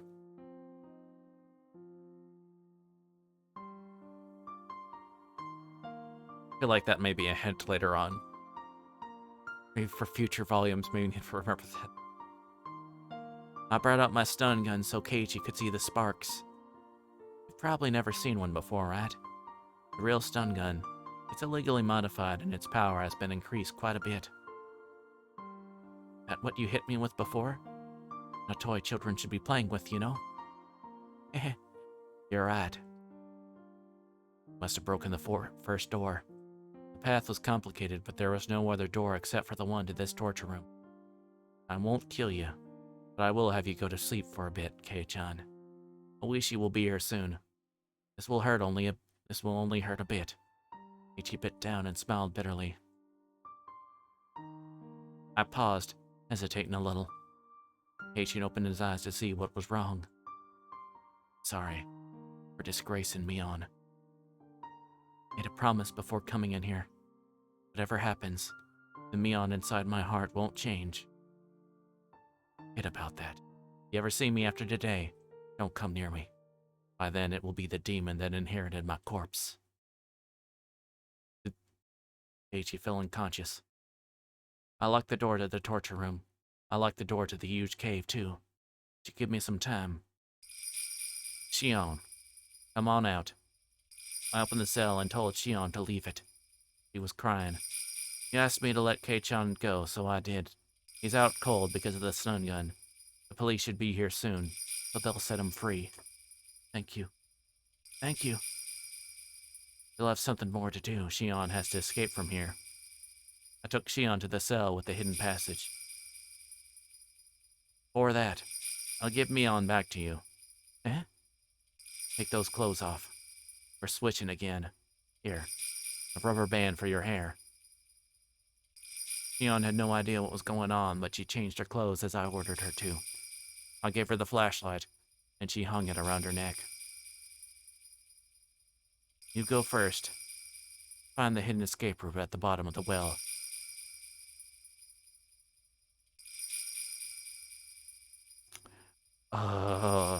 The light from the flashlight wasn't enough to entirely illuminate the way down. Nobody in their right mind would want to descend that well. Shion obeyed and timidly climbed down the ladder. When she had passed entirely below the rim of the well, I brought out my stun gun and put it to Shion's head. Shion understood the meaning of that. I didn't kill Kei-chan, as you wanted. You told me I could kill you instead, didn't you? Gonna keep our promise. Shion's hands and feet were clinging to a very unstable ladder, so there was no way she could protect herself. She was in a critical situation. You, who looks like Mion, need to fall into the bottom of the well and die. I look like Shion. Kei-chan will testify that I'm the victim. I'll wait in the cell for the police to get here. I'm sure they'll eventually find out the truth from our fingerprints. But the time they get that far, I'll be hiding somewhere else. Pretty good, huh? Are you killing me out of revenge for Satoshi? You know that much. You've been prepared to apologize to Satoshi at the bottom of the well. Satoshi isn't at the bottom of the well. Huh? Didn't you say the bodies get dumped down there? All I said, that if he was killed at the Sonozaki house, this is where his body would be. What are you telling me now? Can you be a little clearer? I also like Satoshi. Yeah, I'm sure. I liked him after all. Very sad when Satoshi disappeared, so I looked into things. And interrogated Granny. I even thought about throttling her. And she told me. Said she was only telling me as the successor, so I had to keep it a secret. She said was something hard to believe. Hag said to Shion, the Sonozaki family had nothing to do with the disappearance of Satoshi. Shion couldn't understand, so she asked again. The Sonozaki family held a lot of influence in the underworld because of our dad's connections. In fact, they used such illegal measures during the dam conflict. Therefore, people just assumed the Sonozaki family had pulled the strings when the dam construction incident took place. Even the hag laughed meaningfully and said suspicious things, so everyone believed she was the mastermind. But all a performance was a hoax by the Sonozaki family head. It was just a bluff. The family took credit for the incidents to make it look like they were pulling the strings. The influence they already had, this bluff was very believable. Therefore, people thought of the Sonozaki family as one that had deep connections in the underworld, that they were capable of producing any sort of conspiracy. People have believed that since the dam conflict. Yoi just smiled at things she had nothing to do with, as if she was pulling the strings. The relatives saw that. They became fearful of Aryou's power.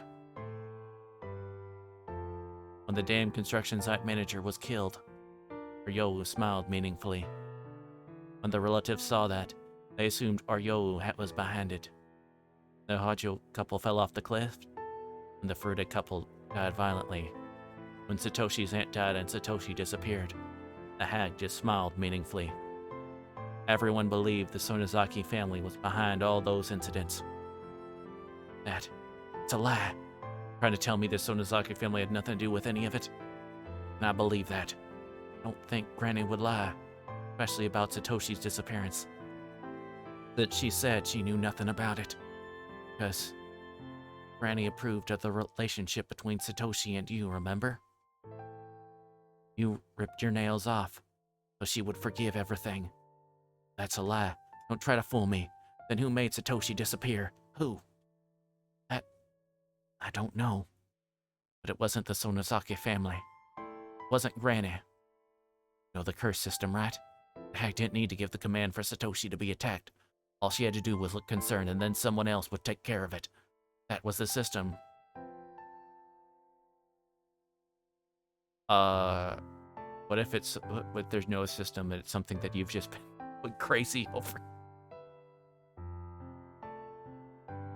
You going full tinfoil hat on everyone, you know?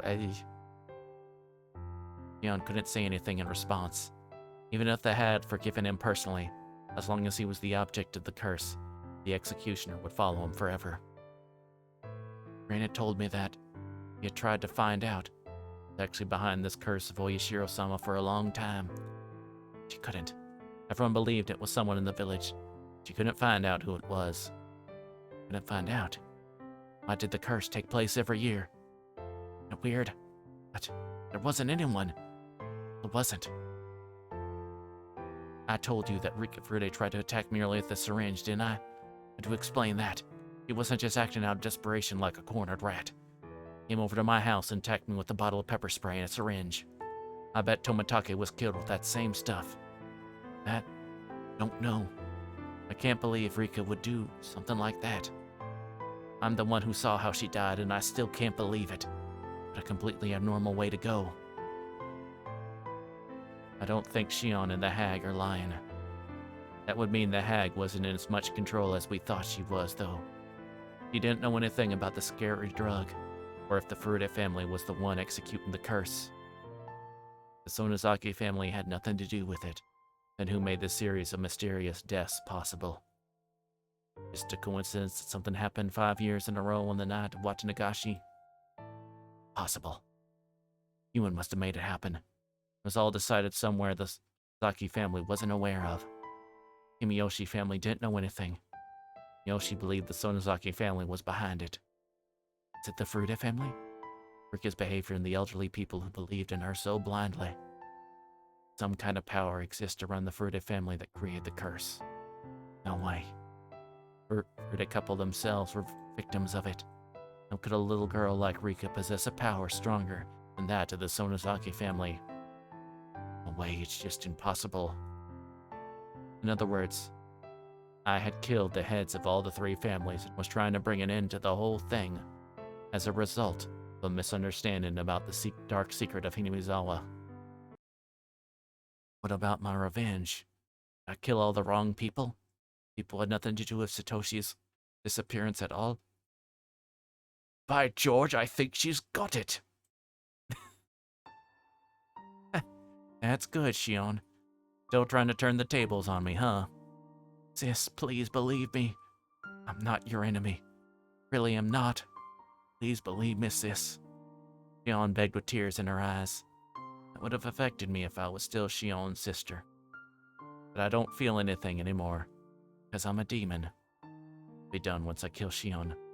I've already decided that. If I don't finish it up, my existence before. What about the life I devoted to revenge for Satoshi?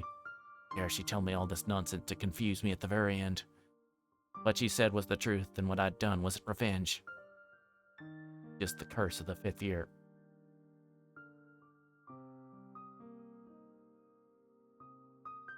I thought she had moved past words like the lying to herself thing, but, you know. Killed Satoko, what did that have to do with...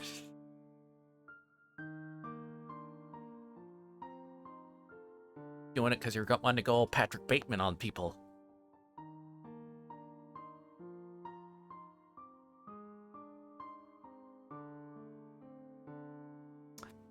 Sorry, that's insulting to Patrick Bateman.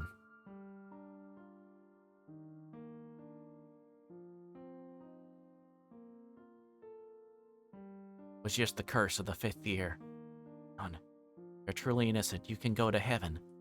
Apologize to Satoshi for me. That's it. Bluish-white spark lit up the darkness, and Shion disappeared into the well. Please apologize to Satoshi in heaven. I can't, since I won't be going there. Instead, I'm going deep into hell. Jumping into this well would be too simple an atonement for what I've done. Till I find a perfect way to end my life, I'm going to live best I can.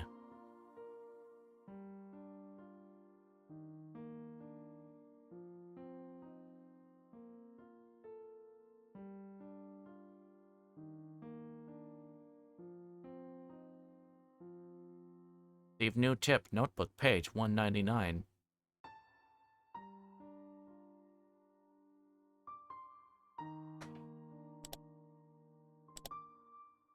Okay. At least we find out now. We can now find out what the crap was at the hospital and stuff like that, yeah.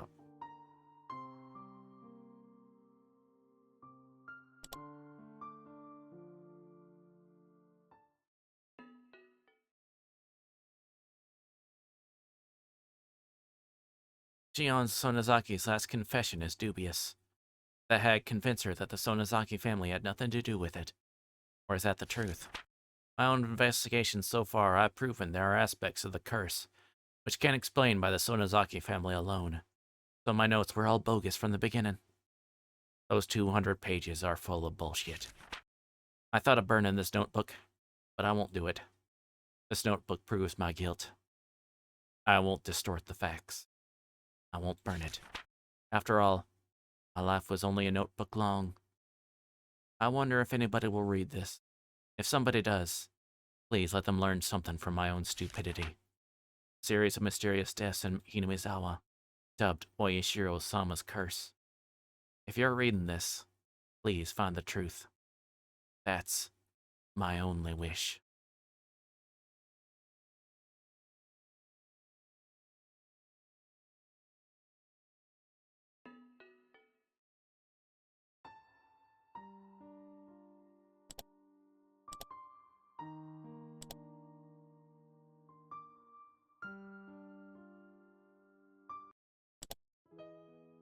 June 1983. There has been a series of disappearances in Hinamizawa Village, Shishibone City Prefecture. The suspect is Mion Sonozaki. Allegedly, she abducted 5 Hinamizawan residents, Aryo Sonozaki, Shion Sonozaki, Chituro Kimiyoshi, Rika Furude, and Satoko Hajo, and imprisoned them from June 19th through the 21st. Preliminary investigations on the incident were delayed at the time due to insufficient evidence, but by chance the case was solved rather abruptly. On the morning of the 22nd, a vehicle patrolling the Sonozaki property heard screams from inside and rushed in as an emergency measure. They secure the suspect's missing younger sister, Shion Sonozaki, and her 2 missing classmates, Eiichi and Reina. Suspect fled the scene.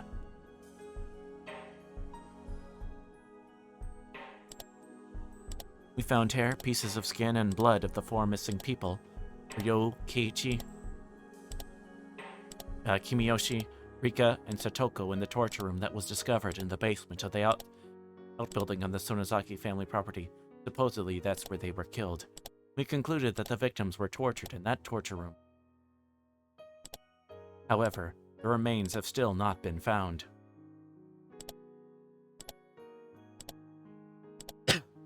According to one of her and classmates' advice, the body should be hidden in the basement of the outbuilding where the torture took place.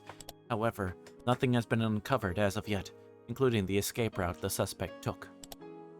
In addition, investigations continue regarding any possible connection to the series of mysterious deaths in recent years.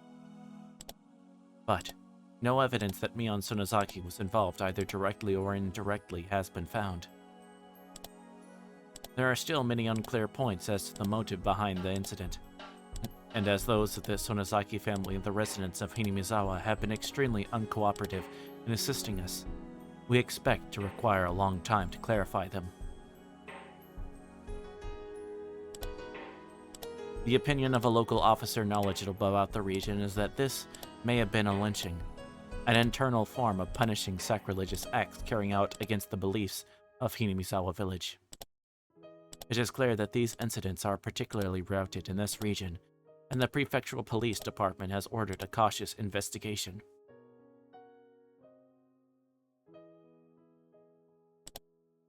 We anticipated gaining valuable clues from the missing person believed to have been imprisoned for the longest time, Shion Sonozaki, the suspect's younger sister. However, the incident has left such serious mental aftereffects that she has not been in a state of mind to properly answer any questions about what she knows. The psychiatrist concluded that she is in a temporary state of shock, but as of today, she has yet to show any improvement.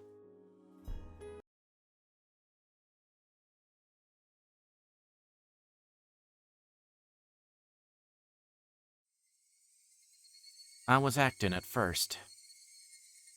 It was just an act to avoid being interrogated by the police.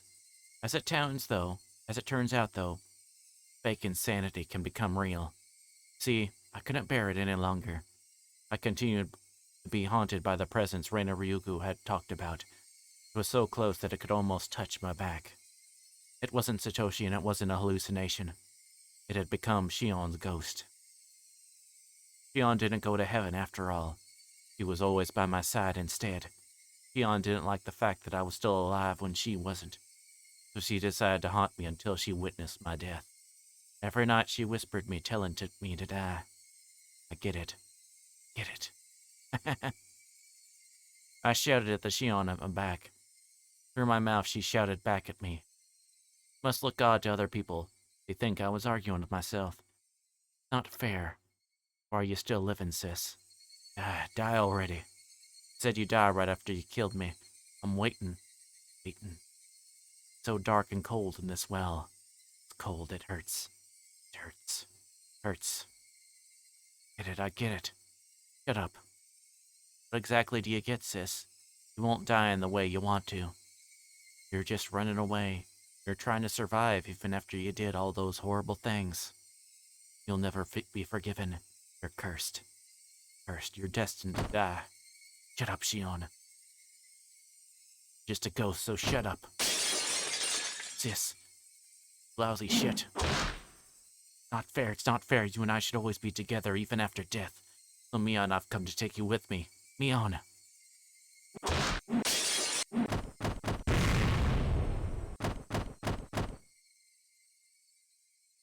Mion banged on the door.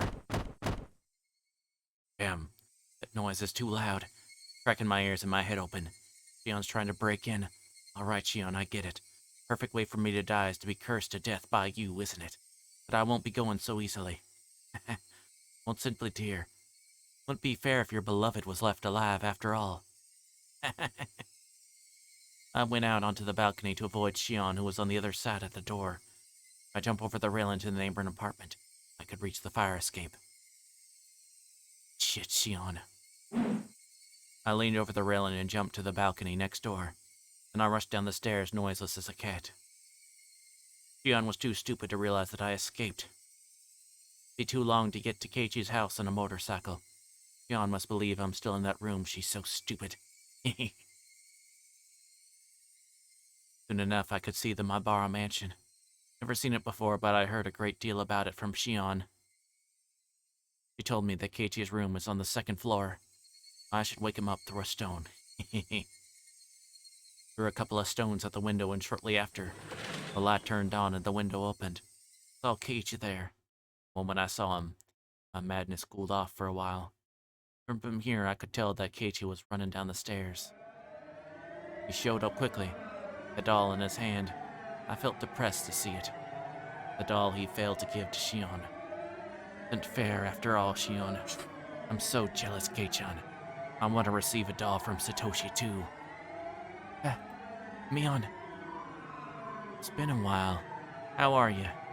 You doing alright? About the burning insanity within me, I spoke to him calmly. It's true. My body is controlled by the demon now. Otherwise, I wouldn't be here this late. Are you alright? Hanging around this place? I really shouldn't be. Anyway, what's wrong? What do you need at this hour? Wanted to talk to you one last time. I feel horribly sleepy. Maybe it's more like fainting due to loss of blood. That sensation is proof that the insanity is swallowing me. Well, I can't stay for any longer. You alright? Are you not feeling well? I tried so hard until now. But I can tell. Done. This is my limit. There. About to come up behind to take me away. I won't get to decide how I die. Shion won't allow me to. No wonder. I dropped her down the well. Wasn't only her. None of the people I killed chose to die how they did. Considering that, debating about how I'll die must seem a luxurious concern to the dead.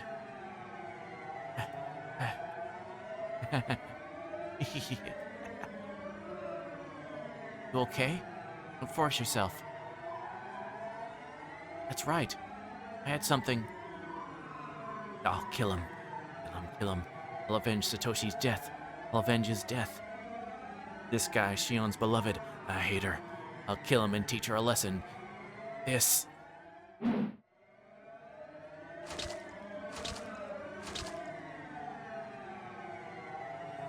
While gravity's pull spun around me, I realized that I had stabbed him with a knife.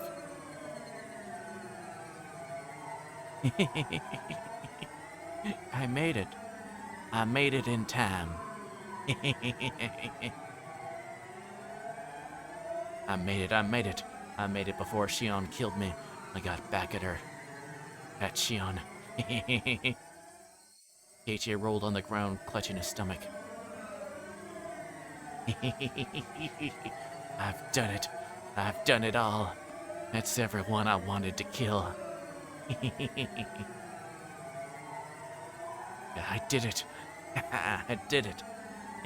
I avenged your death, Satoshi. Don't you love me for it? You stroke my head.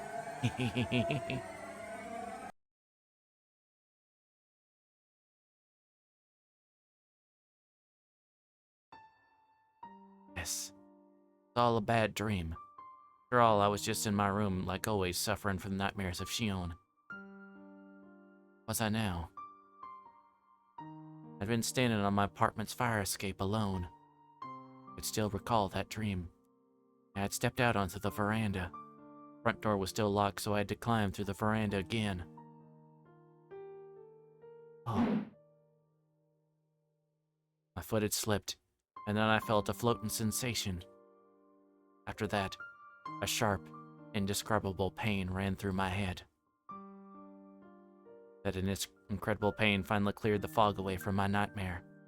I just slipped from the fire escape as I tried to return to my balcony and fell onto the roof, jutting out from the elevator hall 2 or 3 floors down. My room is on the 8th floor.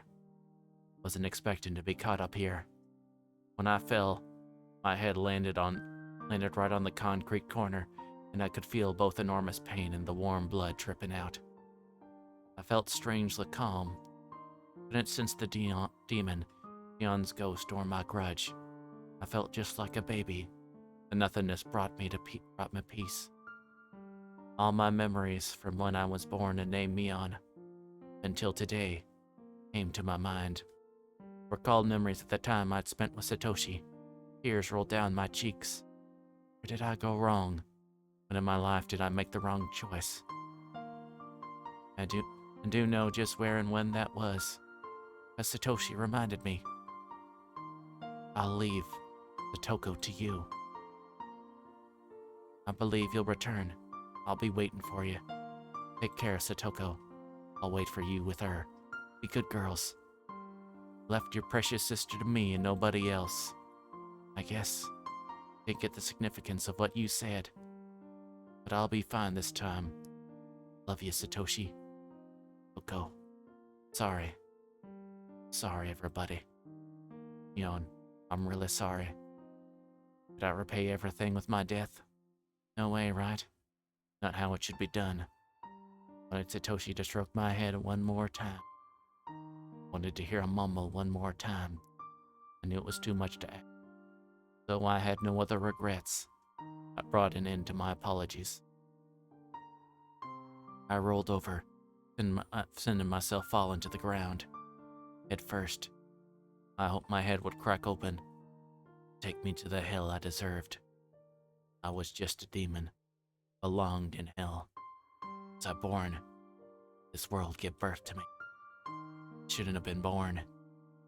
Wouldn't have had to suffer if I hadn't been. What was the meaning of my meaningless life? If I wasn't born, nobody would have had to suffer. Thank you for treating me kindly. It was like this. For teaching me love even though I was like this. Even though I was like this. Even though. I'm really sorry, everybody. I really am. Sorry. Satoshi could give me another chance. I wouldn't make the same mistake again. Or again. Here comes the ground. Love you. Eh?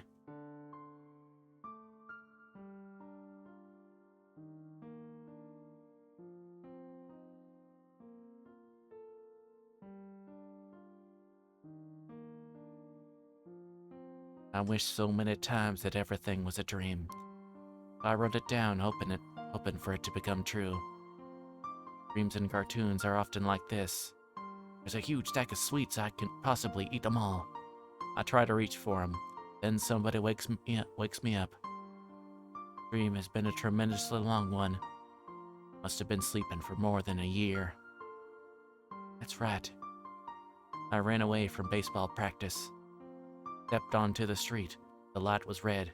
Got hit by a motorcycle. Been in a coma since then, but I finally woke up. I open my eyes, I see a hospital ceiling. Satoshi looks at me from the bedside. Bit too perfect. But it's okay, right? Okay for it to end that way, right?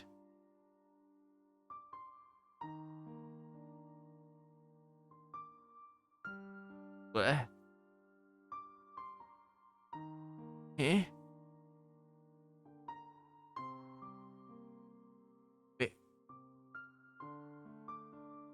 I'm sorry that I was born.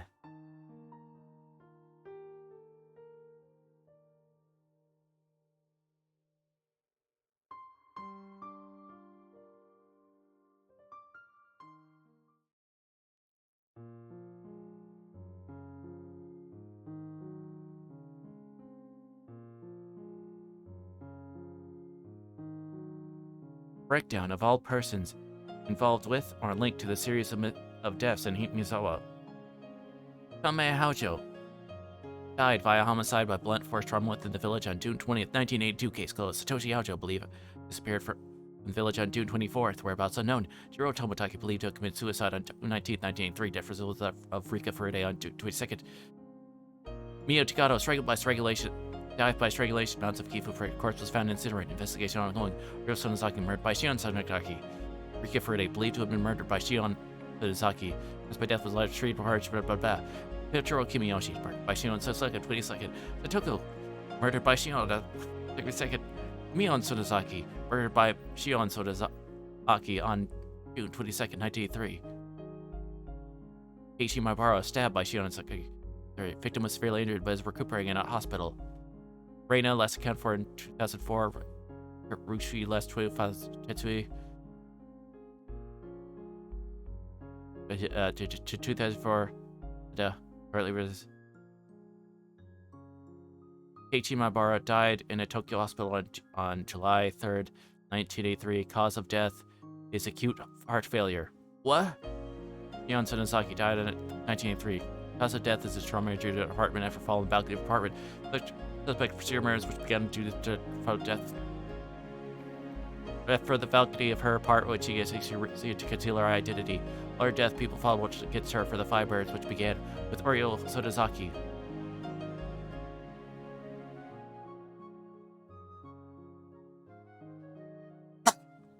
Oh, pardon me. Oh, I hope I didn't see it through the mic. Yeah.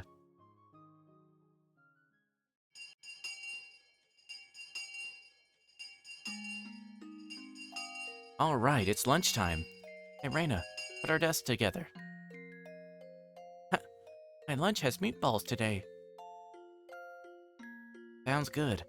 The old man will have some then. Hey, John, bring your desk over. I'm coming. Shh. Oh, unfortunately, meatballs are my favorite too. I won't allow you to have any. Unfortunately, I won't let you do that either, Satoko. You have to have some veggies, so I cooked some squash for you. Oh, that's harsh, Shion. Wow, I hate squash. Wow.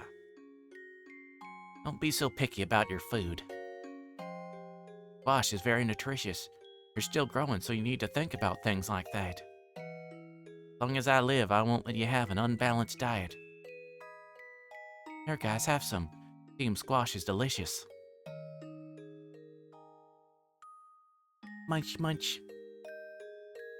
Toko, it's really sweet. Yeah, it's super good. The balance of flavors is perfect. Toko, don't eat this. It's too good for you. Excuse me? I don't like your tone. Just try one. Take a bite. See? Isn't it good? Well, it isn't so bad. Of course it isn't. I've been working hard every day to get you to overcome your dislike of squash. Okay, now that's done with. Why don't you overcome your fear of eggplants, green peppers, and asparagus within the year? Stop joking. At this rate, I'll transfer to a school in Okonomiya. Come on. I'm in charge of your health since Satoshi asked me to take care of you.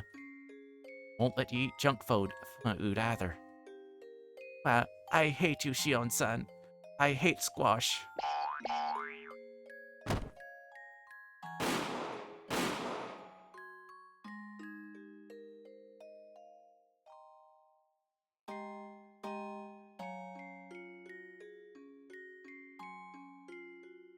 Now you're just freaking rubbing it in a game. Receive new tips. A happy diary. Disowned.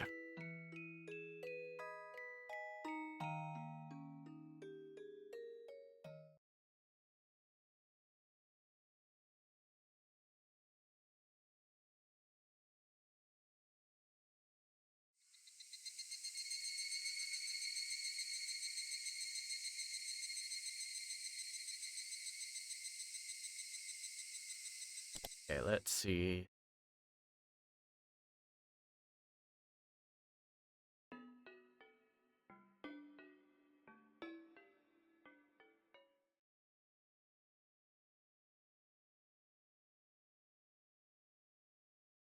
Yes, when Mr. Kasai broke in, the room was empty.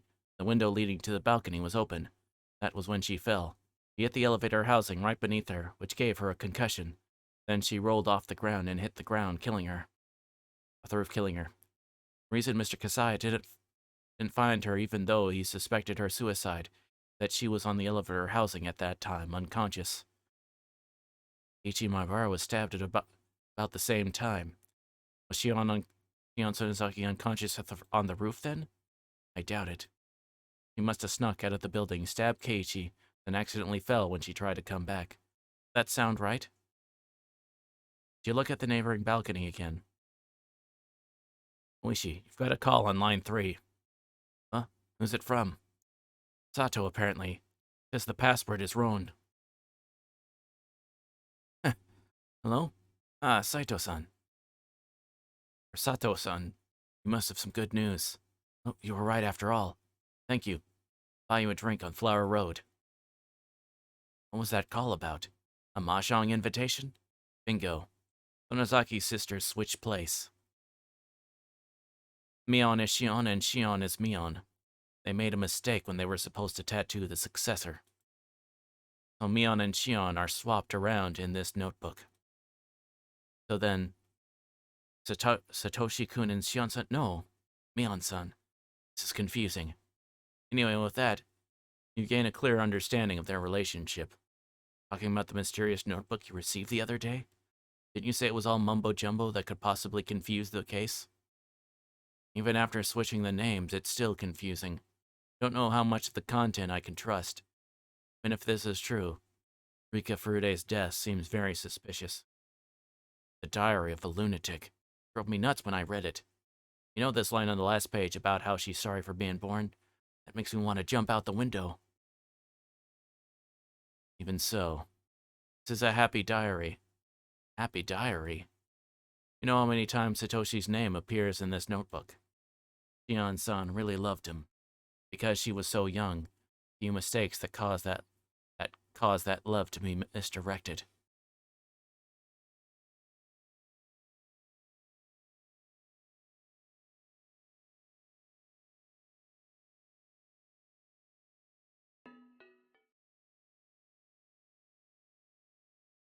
Hey, Mom, tell me.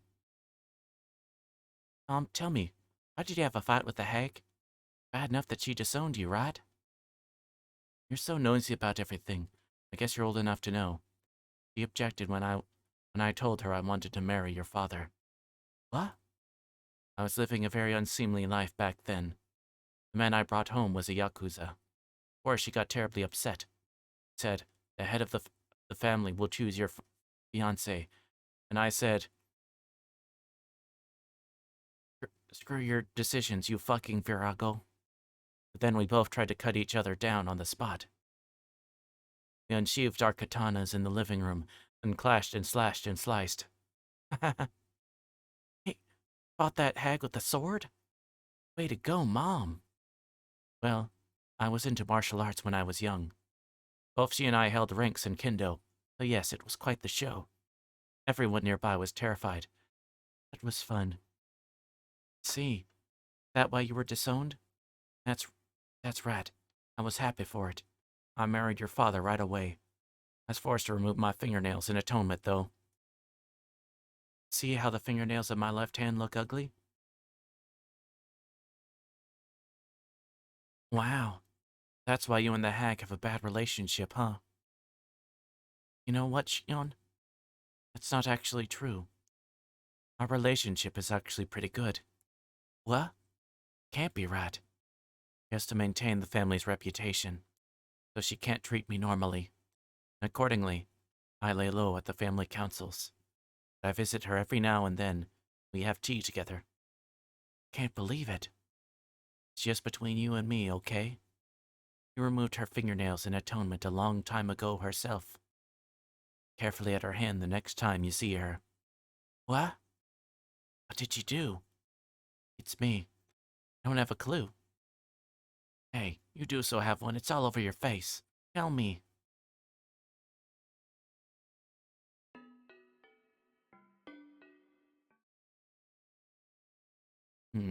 Interesting. And then the staff room, which extra chapter. The after party. I don't know.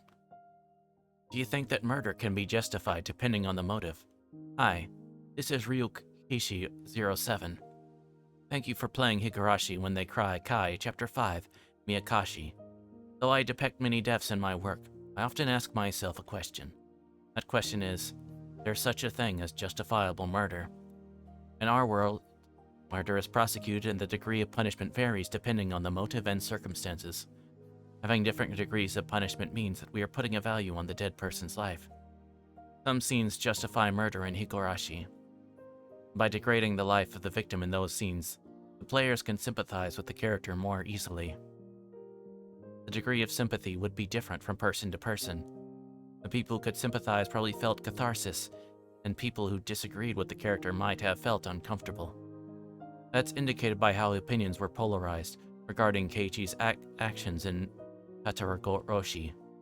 In Meakashi, there are also a number of murders, but this time, the main character Shion tries to earn sympathy for each one of them. How did you feel? How much were you able to sympathize with her? Not much.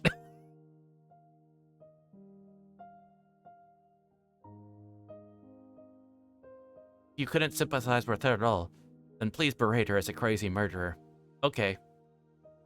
If sympathized with her at all, then please have mercy on her. Sympathize with her almost entirely, then please have mercy on her. If you completely sympathize with her, then please let us berate both of you as crazy murderers. Lol. About me, well, that's a secret. I'd like to reverse my question this time. What kind of murderer could you sympathize with if you were to be killed? Murderer doesn't care about people's life. It'd be quite a regrettable death. Extremely sad to be killed in denial of all your values. A murderer who begs for forgiveness and tears. It'd be quite regrettable too. They shouldn't kill you at all if they're begging your forgiveness. What kind of murderer could you sympathize with? In the end, sympathy might be just a method for making the story more interesting. You can sympathize, it's fun. Can't sympathize, they're just crazy. We cannot put value on human life. It's a sin to even try doing so. Murder is a murder. Nothing more than that. Just hope everybody can live happily together. How does that sound? You agree to that? If you wouldn't. Thank you very much for playing Higurashi When They Cry Kai, Chapter 5, Meakashi. I could only bring out this 5th episode thanks to all of your support. Higurashi will only get more intense as it approaches the finale. Nothing would be making happier than if you continue reading the chapters to come. The next chapter will be titled... Oh my gosh. Sumi Horoboshi. Really, I'm rather fortunate if you enjoyed yourself, even a little. Thank you again for playing. I hope this has brought a little color to your life. 07th Expansion, Ryukishi 07.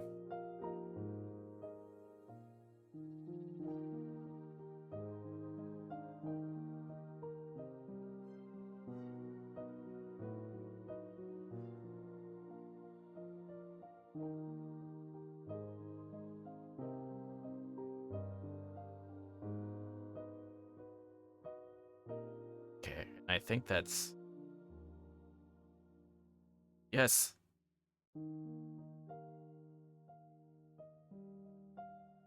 Okay, I guess the Tetragoshi was... Okay, yeah, that was chapter 3 when it was dealing with the uncle.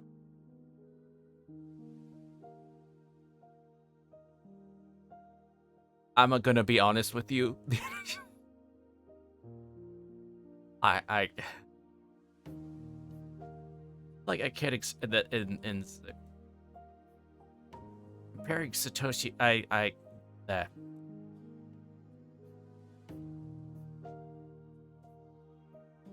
comparing I think that's an interesting question as far as putting in what's the murder, like if you really like what you sympathize with.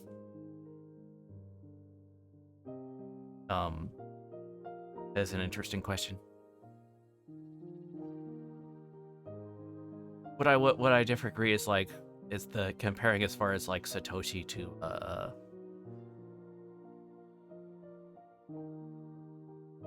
like Keiichi's, there we go. Keiichi's actions in chapter 3 where it's still in terms of like murdering the uncle.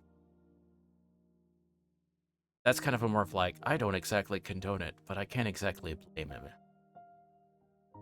I feel like it's like, I guess I would answer it this way. It's when it's the sort of situations where it's like, where it would ask is like, if or we happened to err about it and like dealing when how we like dealt with the uncle or whatever, and I guess I would put it this way. If I knew where he was, and the police asked me if I knew where he was, I would say no. Okay? Just dealing with the situation as far as the uncle or whatever, it's like that was the... It's like, yeah.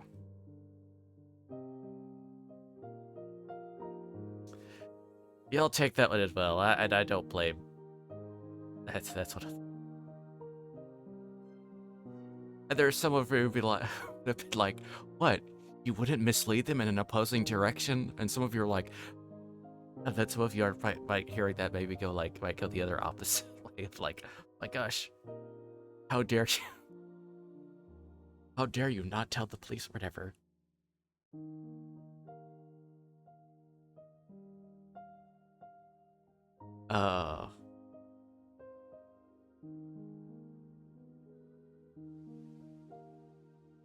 This goes where it's like, this is why there's things called schools of jurisprudence. Jurisprudence being kind of like the consider as far as like how one goes making about laws and considering and stuff like that. And so that goes in the whole rationale of why are there different degrees of homicide, like between premeditated and crimes of passion and stuff like that, or manslaughter, etc., etc.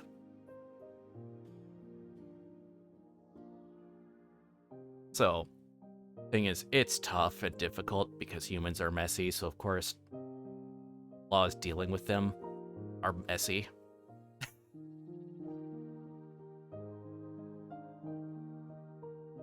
So, I like the author was kind of, he at least gets it phrased it or whatever, and he doesn't come down or anything, and he's like, I'm going to leave my opinion to myself. I appreciate, honestly. Not because I don't think it's... It's not like I don't believe... Authors could have like their own opinions and stuff like that, I think it's more powerful in terms of like telling what your opinion is if you leave it up to readers to think through it and figure it out on themselves and just telling someone. So, in general, that's a good way to persuade people, if that's the best way to persuade someone to a position. To help them reach the conclusion on themselves.